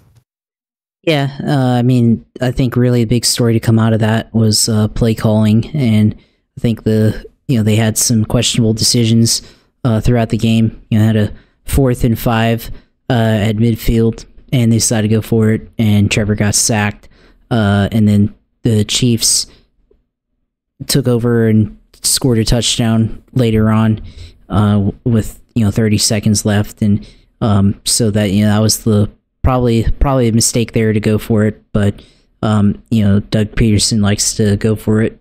He's kind of a gambler, and everything was just fine. But wonder if you go back and look at that, is that a one that you'd like to have back and maybe punt the ball on? Your defense is playing really well and everything, and throughout that game, and make the Chiefs with about 4 minutes left in the half to make them work their way down the field like you had the entire game. So you have that, and then later on they had on the 1 yard line, they had 1st and goal, and they didn't get in, and it ended up kicking a field goal. So just poor execution there, and I think poor play calling there. Why didn't they hand it off to the running back on any of those downs with 1st and goal? And the first play they threw is a option to Trevor Lawrence. Just turn around and hand it off and go in the end zone. So, that was definitely an issue there with play calling and everything. And then, Trevor just struggling in protection throughout the game. I think offensive line's definitely an issue. Definitely showed up here. Not as bad as last game, but because they were able to do stuff. But going up against a better team, the offensive line struggled. With you have 3 unproven guys, right center, left guard, and right tackle, and then you have your right guard that's playing on a bad ankle, and the center is also playing on a bad ankle and everything. So still a lot to work through with the offensive line. So we'll see how it goes, but definitely an issue there, and injuries galore here in the Browns-Steelers game and everything. So his players getting hurt all over. But anyways, though, just poor execution, and I think definitely situational play calling was terrible. Jaguars defense definitely came out to play. Forced fumbles, forced interception off Patrick Mahomes. He was definitely, he didn't get sacked too much, but he was definitely pressured a ton. So he was affected for sure throughout that game, and just gave up a lot of opportunities for the Jaguars to go out and go and win the game. So a lot of missed opportunities there for Trevor Lawrence, the rest of the offense. So have to go back to the film room and go and study up and come out here against the Texans and try to get a bounce back game for the offense, and try to have a better game there to send them off into their London series for the next couple of weeks. So after that, definitely just disappointing loss there, that they probably should have won, given the opportunities that they had throughout that game to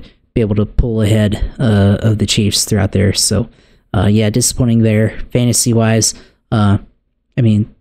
Obviously Trevor Lawrence and Travis Etienne are my team, so that's part of the lower output this week, and everything, and was on track to probably win tonight until Nick Chubb's injury. So gonna have to go back to the drawing board there and everything. I've got Garrett Wilson on my roster as well, so I'm gonna have to figure something out. So free agency, definitely have to work the waivers this week, or figure out a trade or something of that to kind of fix the roster.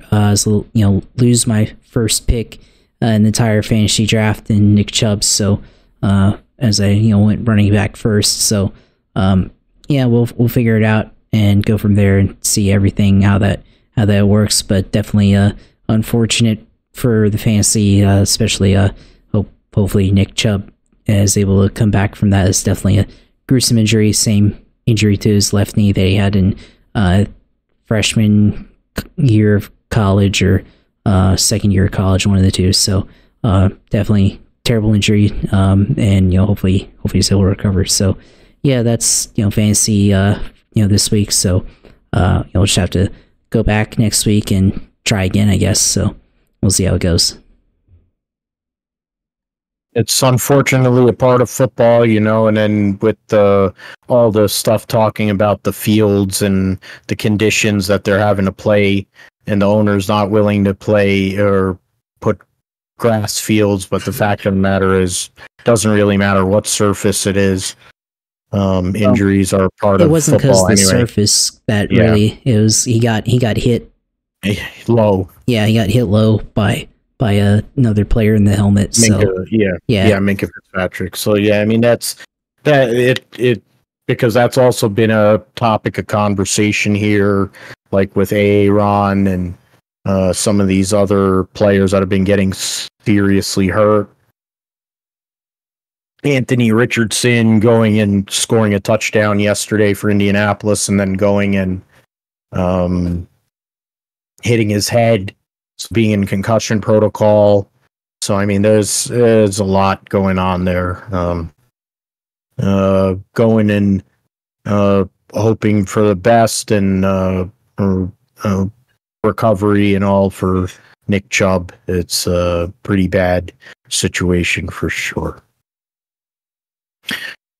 Okay, so let's move to something a little more positive. We'll get into the roundup here. So first order of business, Super Motocross. Super Motocross will why can't I open it in some there? No paste. That's not what I wanted to do. That should be a copy.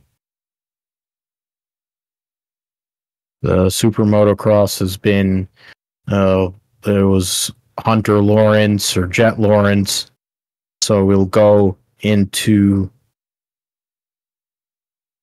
trying to move into the results. So official results in the race at Chicago Land Speedway. First time they've had racing there in a while. Jet Lawrence wins the first moto and finishes second in Moto 2. Ken Roczen wins Moto 2 but finished third in the first one. Chase Sexton 2-3. Aaron Plessinger 5-4. Dylan Ferrandis 6-5 to round out the top 5 there. Cooper Webb finished 7th. Barsha was 6th. Phil Nicoletti 8th. Jason Anderson, Colt Nichols rounded out the top 10.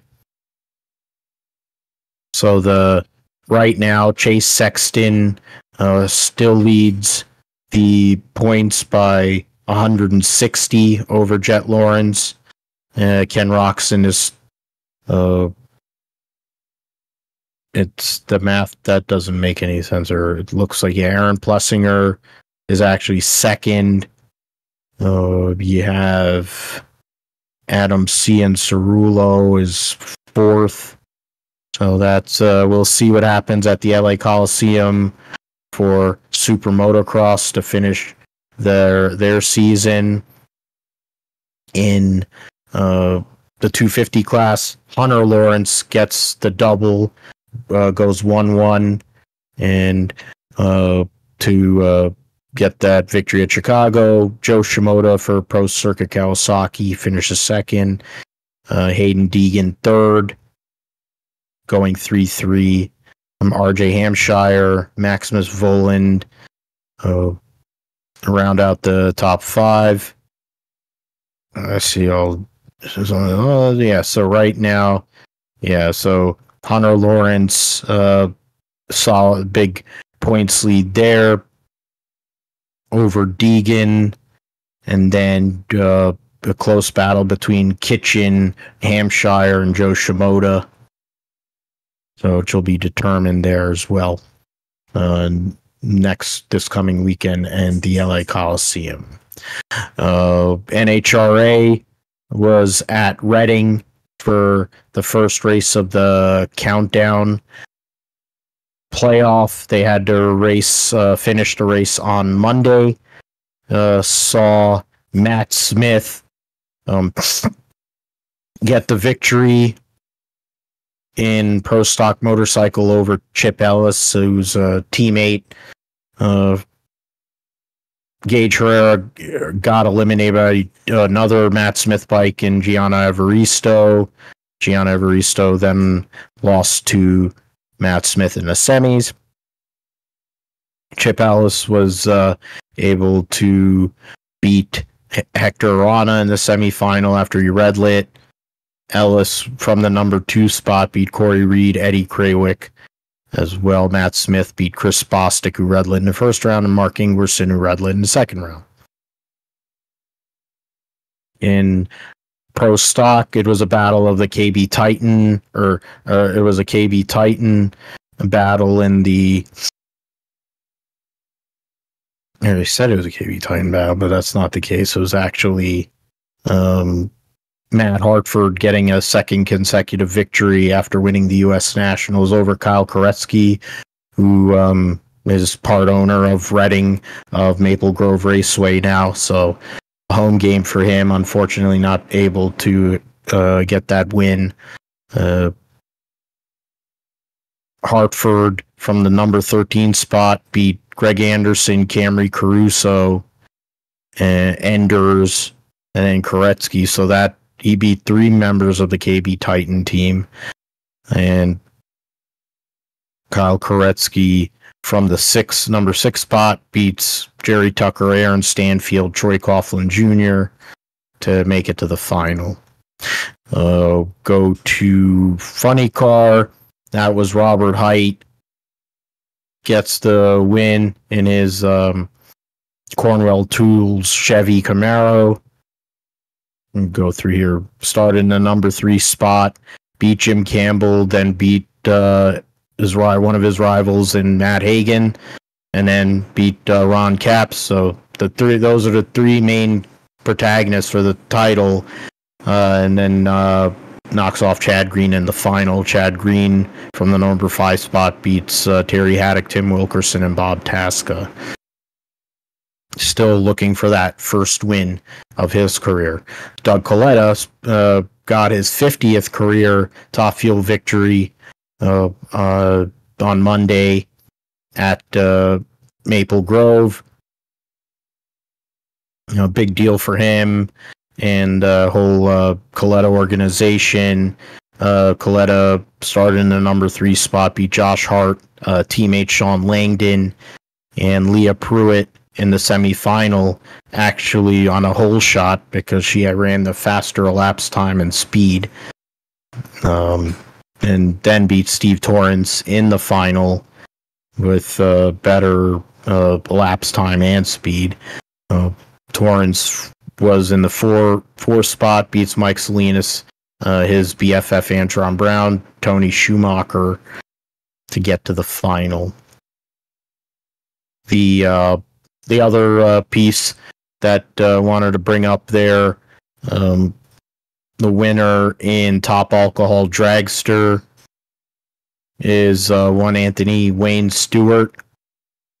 So he won the regional at Maple Grove last month in August, and was able to go and double up and get the victory here in the national event, and in turn go and take him get the points lead in Top Alcohol Dragster by beating Madison Payne. Madison Payne was the driver that beat him in his first race at Las Vegas last year. He made the final, and Madison Payne, the daughter of Jay Payne and Shelly Anderson Payne, goes and loses there. So Tony Stewart gets the victory. He ended up getting through, so we'll go through the results. He went and beat Fiona Crisp in round 1, who was dead late on the tree. And in round 2, beat, this thing's loading slow, beat Mike Lewis. And then in the semifinals, he beat Brandon Greco, who red lit, trying to go and get an advantage. First semifinal, so yeah. He gives, so he didn't have lane choice, but he's able to beat Madison Payne there. So credit to Tony Stewart. He has a chance at winning Lucas Oil Sportsman National Championship there. So a few rounds to go. We'll see what happens with all of that in the NHRA. Extreme E went to Sardinia for another race for another 2 rounds, the Island X Prix. In round 7, the Saturday race, the grand final saw Layla Sands and Matthias Ekstrom for a Konya Sainz XC team win over the apt duo of Clara Anderson, Sebastian Loeb, and then the Loche team of Molly Taylor and Kevin Hansen. The Rossberg team was 4th, and the Carl Cox Motorsports team with Leah Block finished 5th. That's not what I wanted to do, but in the second race on Sunday saw X44 Lewis Hamilton's team get the victory with Christina Gutierrez and Fraser McConnell So gets their first win, I believe, of the season there. So that's good to see that. They beat the Rosberg team, and then the App team was third. The Chip Ganassi Hummer team with Amanda Sorensen, RJ Anderson finished fourth. Championship standings see the Sainz team lead by 3 points over Rosberg, and then third is the Loche, so they're 21 points back in the standings. Ganassi's fourth, and X44 is fifth. Get in the IMSA at Indianapolis.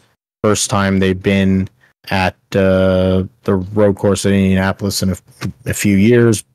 Ran 2 hour 40-minute race. The Penske Porsches finished 1-2. They qualified on pole. So at Penske's house, the Penske cars win.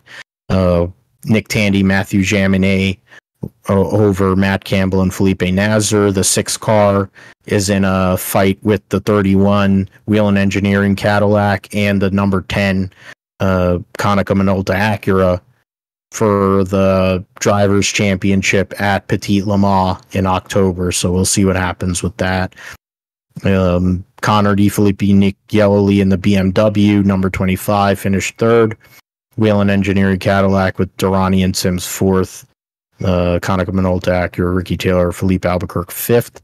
The Meyer Shank Acura sixth. Sebastian Bourdais and Render van de Zande seventh. And then the JDC Miller Porsche and the Proton Porsche 8th and 9th. The TDS Racing number 11, Seth Thomas and Mikkel Jensen win by 19.9 seconds over Dan Goldberg and Louis Delatras. For Tower Motorsports, George Kurtz, Ben Hanley rounding out the podium places there.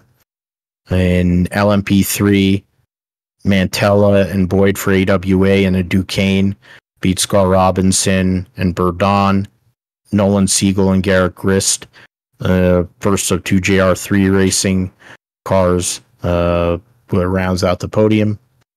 In GTD Pro, Daniel Jungadella and Jules Gounon, and for the WeatherTech Racing Mercedes over the Harder Racing Aston, Ross Gunn, Alex Ramirez, and Jack Hawksworth, Ben Barnacote for Vassar Sullivan Lexus, who with that result and basically starting at Petit Le Mans, they're going to win the Drivers' Championship there. Windward Racing Mercedes for Russell Ward, Philip Ellis gets a victory in GTD over Misha Goikberg, Luis Spinelli in the Forte Racing Lamborghini. Brian Sellers, Madison Snow, Paul Miller Racing BMW finishes third and locks up the championship for GTD. So they'll get a free roll. They'll get a free run at it at Petit.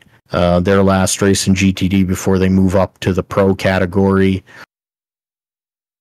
Since they probably they've been winning so much, I think their teams are getting mad because it's not like Madison Snow really is he's a really good AM. I guess he's a super AM or whatever, like a bronze. I forget what they call those super silver driver for sure.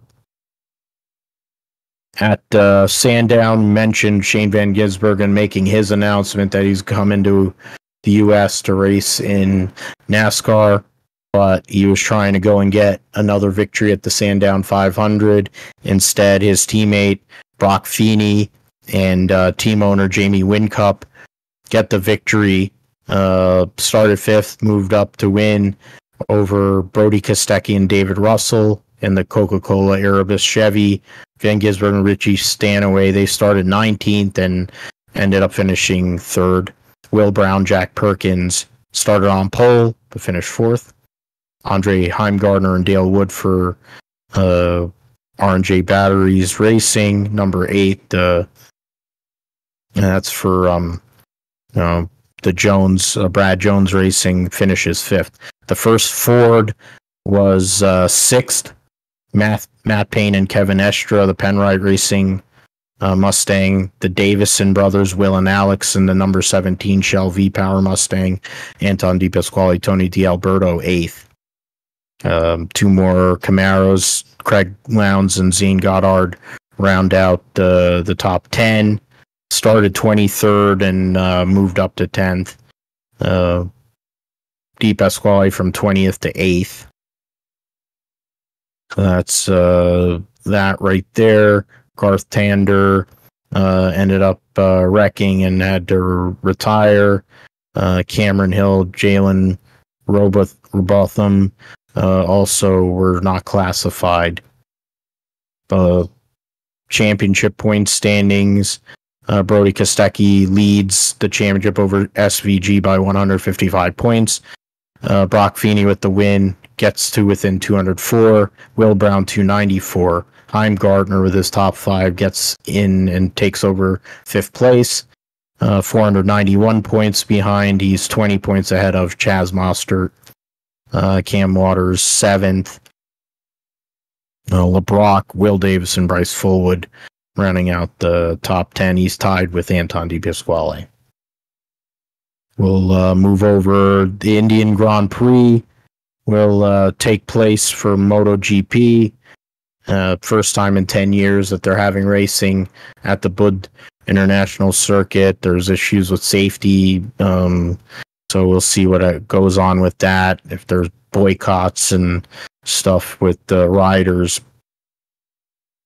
You got 36-point lead for Pecco Bagnaia over Jorge Martin, who won or been moving forward. Marco Bezzecchi coming off of a win the last round. Brad Binder 4th and Alex Espargaro 5th. Johan Zarco 6th. Of course, the news now, Franco Morbidelli will take over the Pramac bike that Zarco is leaving to go and race for LCR Honda. And Bezzecchi's going to stay at VR46. We'll see what happens if they end up getting a factory bike for him in the 25 or if they go and change manufacturers. Bigger question is what's going to happen with Marc Marquez. In Moto 2, Pedro Acosta is going to move up to MotoGP. Where he's going to ride is to be determined. You got 23 and 34-point lead over Tony Arbolino. Jake Dixon is 3rd. Aaron Canet and Alonso Lopez are tied for 4th. Celestino Vietti is 6th, 10 points behind those two guys. Joe Roberts is right now in 15th, racing for Italtrans. He's going to be moving back to the American racing team for next year. So we'll see how that all works out. Sean Dillon Kelly continuing his fill-in opportunity for Forward Racing. So we'll see how he goes if he can finally get points on in Moto 2. And we'll talk about that next week on the show. And World Superbikes at Aragon. We talked about Johnny Ray going and moving over to Yamaha for next year. After Toprak Raskat-Lioku moves over to BMW. So that'll be a huge thing. The big news or progress is for Garrett Gerloff qualifying, having a great qualifying and great results at Manicourt. Can he go and repeat that, going to Aragon and move himself up in the standings? That's something we have to see. Right now, Bautista's up by 57 points over Raskat-Lioku. Ray is 3rd, 34 points ahead of Andrea Locatelli.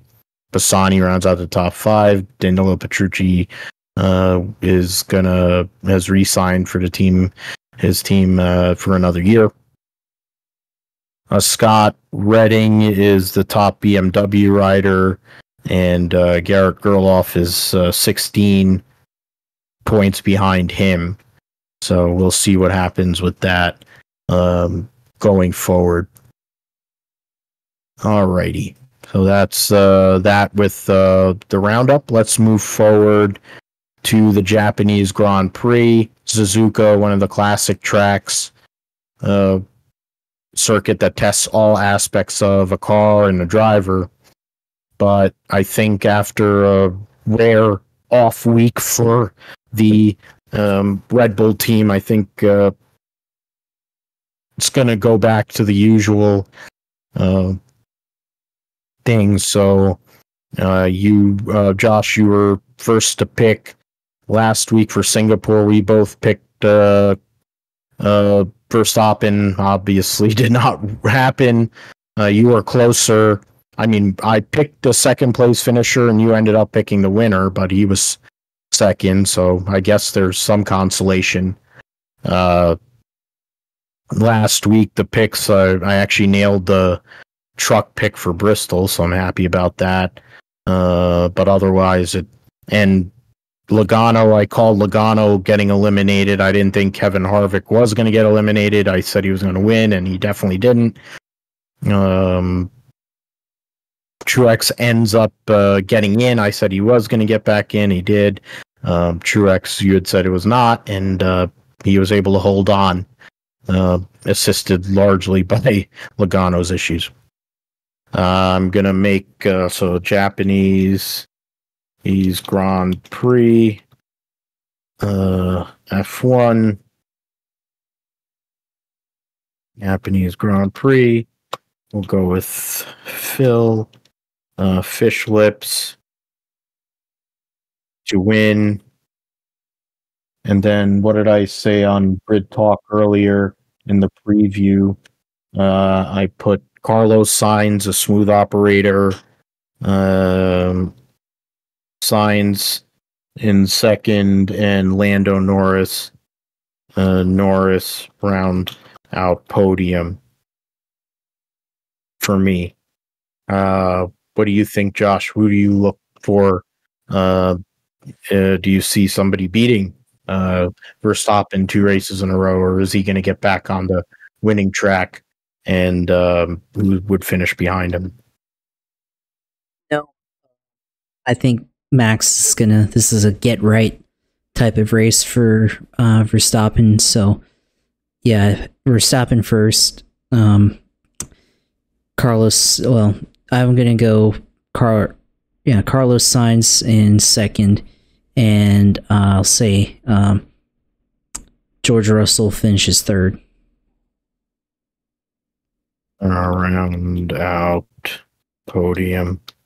Okay, so yeah, Sainz, Norris. All right, so that's it for Japanese Grand Prix. Yuki Tsunoda getting a home game. Liam Lawson, if he's racing, he's been racing in Super Formula. We'll see how that experience helps him. You have Guan Yu Zhou announced the extension to stay at Alpha Sauber. I'm trying to think of what else is going on. Pato Award is going to be running at Abu Dhabi for practice one, free practice one. Looks like he's in line to get a super license, so he could add more testing to his plate in Formula One. Okay, the Cup and Xfinity, Texas. We'll start with the Xfinity series, the Andes Frozen Custard 340 cars for 38 spots. It's Smithley in the 4 and Poole here. David Starr in the 07, so you know they'll be slow. Allgaier with Reese's ice cream, that just makes me hungry. JJ Ailey in the 08 for SS Greenlight. Hemrick continues in the 10 for the rest of the season because of the Owners' Championship. Lane Riggs making his Xfinity debut in the 11. Trevor Bayne in the 19 with interstate batteries on the car. Mozak in the 24. Trying to get through. Kyle Siegel being the number 29 for RSS Racing. Daniel Dye in the 44 for Alpha Prime. Jeffrey Earnhardt, Patrick Emmerling, and Joey Gase in the 35, Patrick Emmerling in the 53. Sage Karam will be driving for MBM in their Ford. Dawson Cram in the 74, former guest of the show, in the Harmon 74. Weatherman driving the 91 for DGM, and CJ McLaughlin in the 28 for RSS Racing. Joe Graff is in the 38 for RSS Racing.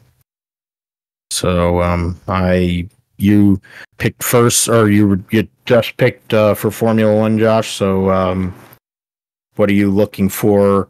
Xfinity Series at Texas. Who are your picks for win and wild card there? Yeah, for me in the this Xfinity race this weekend, I'm gonna go with I'm gonna go with John Hunter Nemechek winning in the 20 car. I feel like this team has had good runs in the past here at Texas in this configuration, so I think he's a guy that can win this weekend. Here they've definitely been strong on mile and a halves this year. I know Texas is a little bit different of mile and a half. It's not the same, but they've always been very good at this track, so I'm going to go with him. And wild card, I'm going to go with I'll go with Trevor Bayne. Let's just double down on Joe Gibbs Racing. Trevor Bayne has had some good runs in the 19s, so yeah, let's see what he can do on another mile and a half that he's been kind of successful in the past in his Xfinity career.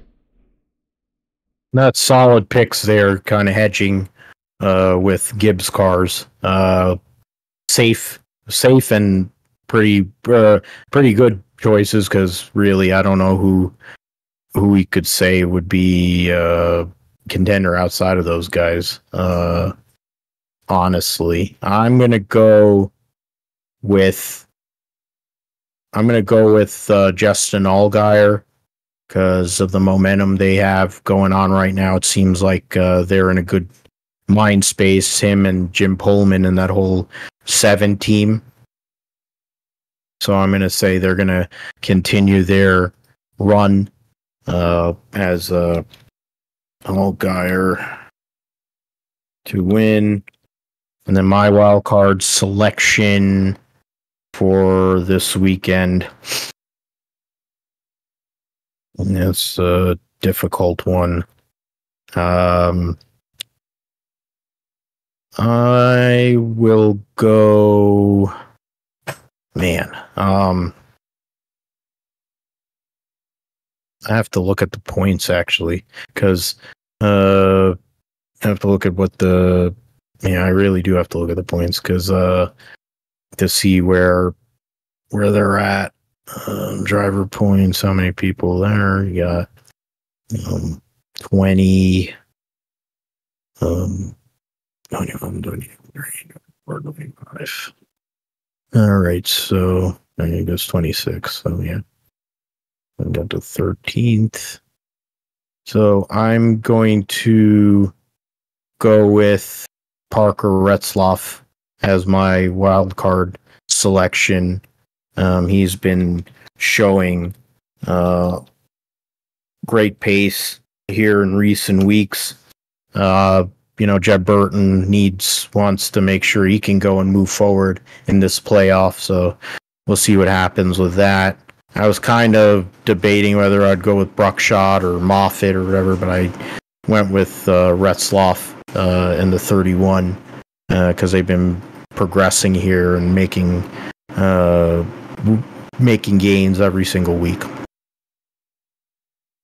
Cup Series race will be the Auto Trader Echo Park 400 at Texas.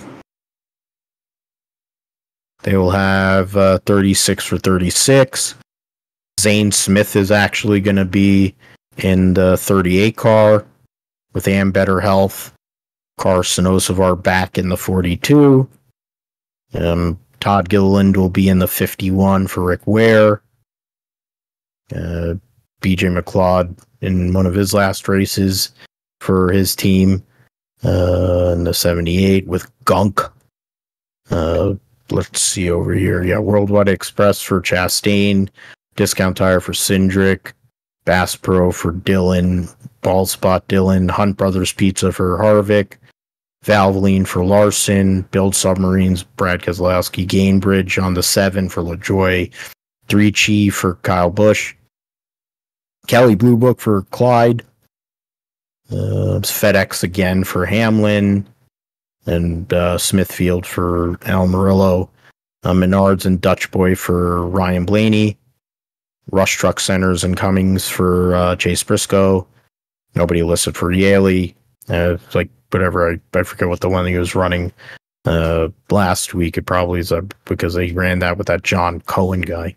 AJ Allmendinger Action Industries, Fastenal for Busher, Bass Pro for Truex, Interstate Batteries I mentioned earlier for Chris Bell, Dex Imaging Harrison Burton, AAA Insurance for Logano, McDonald's for Bubba Wallace, Liberty for Byron, nobody listed for Haley, Loves and D'Lo like they had last week for McDowell, Autodesk for Ryan Preece, TBD for Eric Jones. Reddick will have Jordan Brand again on his 45.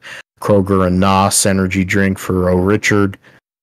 Ty Gibbs will be running a majority black paint scheme. Interstate Batteries, Toyota, Ty Dillon's Shelton Companies, and then Daniel Suarez and Kubota on the 99. So start of the second round of this playoff, and I will go with, in terms of who do I look at to win this weekend's race, I think Martin Truex goes out and wins at Texas. He's made his name over this last 7 years, 7-8 years doing these cookie cutter tracks. Truex after the situation and having to deal with the loss of Sherry and all that, I'm sure he's motivated to go and get this victory. In terms of a wild card, I'm going to go with Carson Osavar. Why not? He's been running really, really well. The legacy team has made a lot of progress here in recent weeks, and it doesn't seem like the spot is too big for Carson Osavar. So, I mean, to go in wild card, you're looking for a top 15, top 20 finish. He's been running up there basically since he got into that car. So that's who I look at as a wild card for this weekend, and Martin Truex to win. So, Josh, you get the last picks there in terms of the Cup Series at Texas. Yeah, I'm gonna say that Denny Hamlin wins this weekend at Texas. Start off this one with the bang and go out and win the race to qualify for round of 8. So, say Denny is the winner. We'll say wild card. Let's say, you know what? I'm gonna say that because that was a good pick with Carson there. For him to go there and win or be a wild card. I would say Corey LaJoy. I'll say because they've been running good recently, but I expect there to be a lot of problems like there was last year at Texas, even with the new tire. And he's the type of guy that could possibly sneak a top 15 run here. So I definitely could see him coming out with a win, or well, not a win, but that would be huge. But definitely a wild card type of run this weekend. Yeah, and so we picked two guys that are probably going to be teammates next year. 2/3 Aspire Motorsports there for 2024 as the wild cards, and picking Gibbs Toyotas. But of course, you can't count out what do you call Byron and Larson with Hendrick, and also Ryan Blaney has run well at Texas before and won the All-Star race there and stuff. So if Ford has a pulse, I mean, we're gonna find out with Blaney and Brad and Buescher. So that's what we'll see with them. All right, so now we're on to the sim segment. Josh, let us know what's going on in the world of iRacing and gaming and what we should be looking forward to this coming week. Oh yeah, last week I ran mostly at a IndyCar at Fontana, and running on there most of my races on there. Did one race, Craftsman Truck Series at IndyCar, but most of them at the California Speedway, Auto Club Speedway, Fontana, and man, had a bunch of opportunities to win, and a lot of it, just very, very disappointing, to say the least, and how it went. I had some where I ran pretty well, or my last one ran in 5th place. So ran solid there, was on the 3rd on the last lap, but got tight turn 3 and 4 to go there and win, but so could make it happen. But I had one race where I stole the lead on the last lap.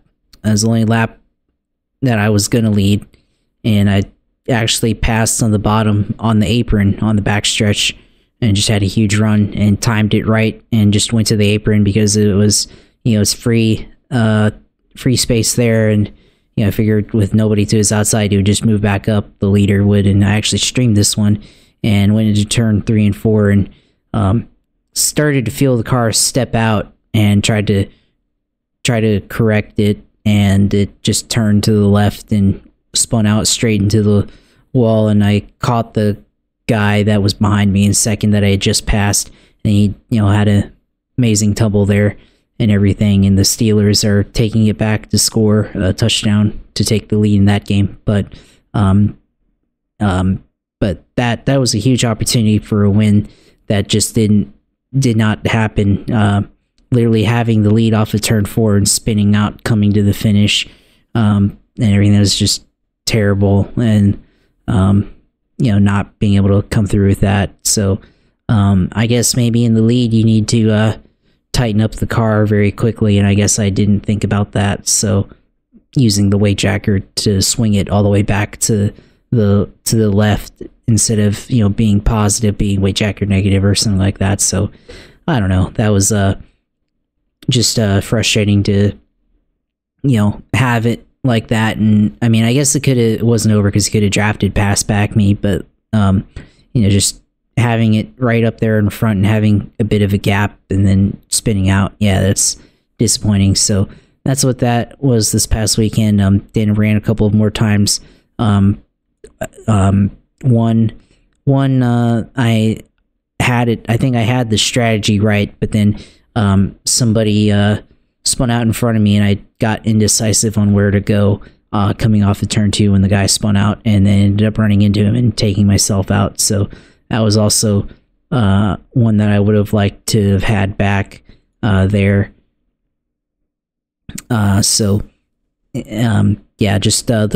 were what I was trying to do. But then I did have one race where I ran in Bristol in the truck series, like I said, and ran second, and took a lot of incident points, but managed to steal second there at the end, so it wasn't all too bad.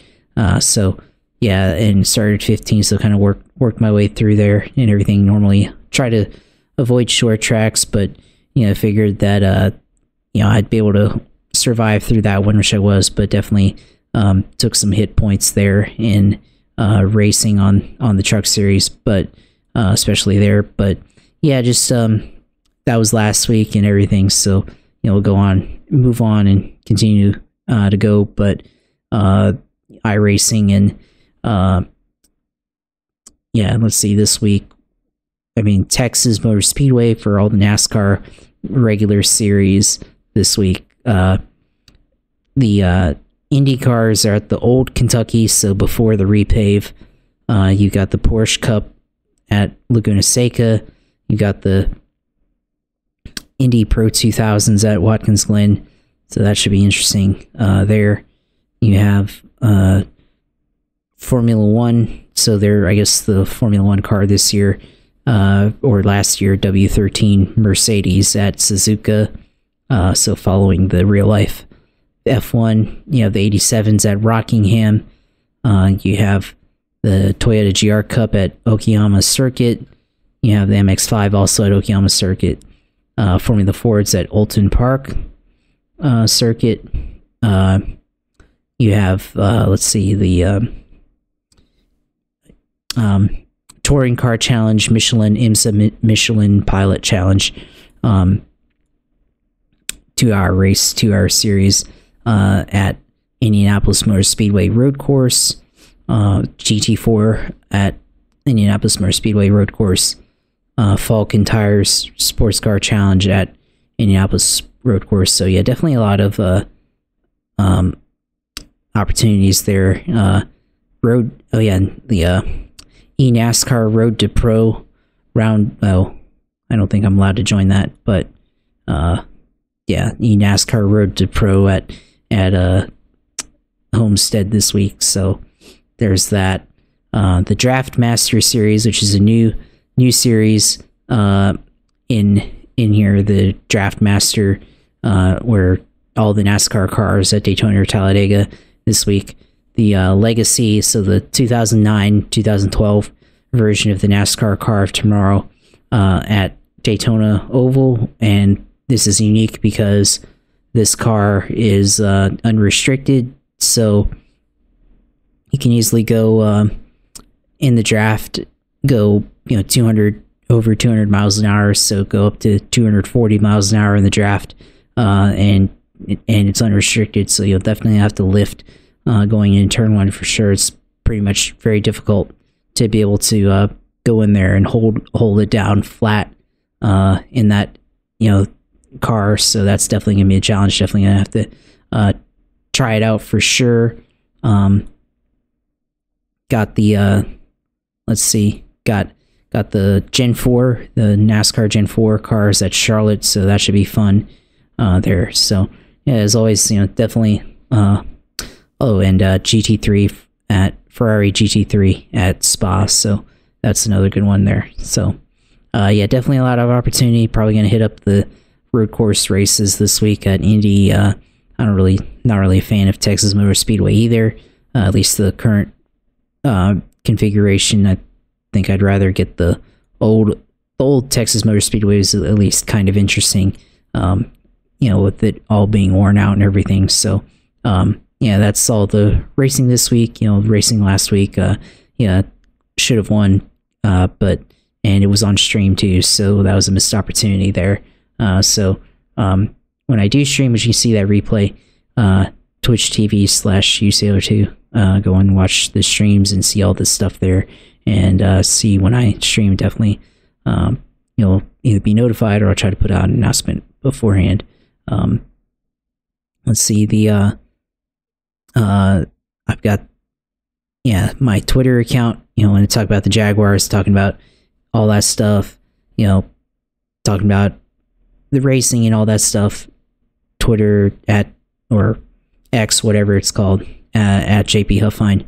Go in there and see all my streams, or go on my tweets and see all what I have to say about the Jaguars and about racing in general. So go on there, and of course YouTube channel, which will have this uploaded. Go on, watch at Group Share Podcast on YouTube. Go on there and watch, and feel free to interact with all our content. Subscribe, like our videos and everything we have to say. So, of course, thanks for having us on here in the week, and of course, glad to see Dale Jr. back in NASCAR, and be able to see him again later on this year. So that's good. But yeah, definitely glad to be able to see all the racing and be able to talk about football and fantasy and all that stuff, and be able to discuss all of it. So yeah, onto your part of the end.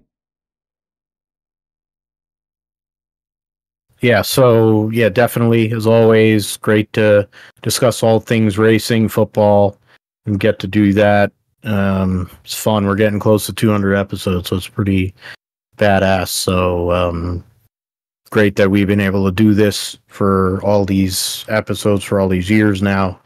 Getting towards the end of the racing season, leading into more football coverage and other things. So thanks as always for your insight and knowledge that you bring to the table, man. And you can find me at PGMatthew28 on Twitter X. You can find us at GripStripPod on Twitter. You can find me on the Grid Talk podcast for this week in the preview for the Japanese Grand Prix.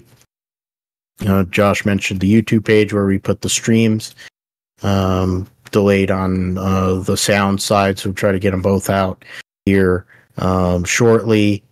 And yeah, we'll be back for episode 188 of the GripStrip podcast next week to cover Texas, Cup and Xfinity, Japanese Grand Prix for Formula One, NFL Week 3, MotoGP and World Superbikes, Super Motocross, and whatever else is going on. Preview Talladega, bring out the Tate Fogelman algorithm, the thing that so many of fans love. We're going to go and bring out the algorithm again next week for Cup, for all three series. All three series are running there, so that'll actually be something to see.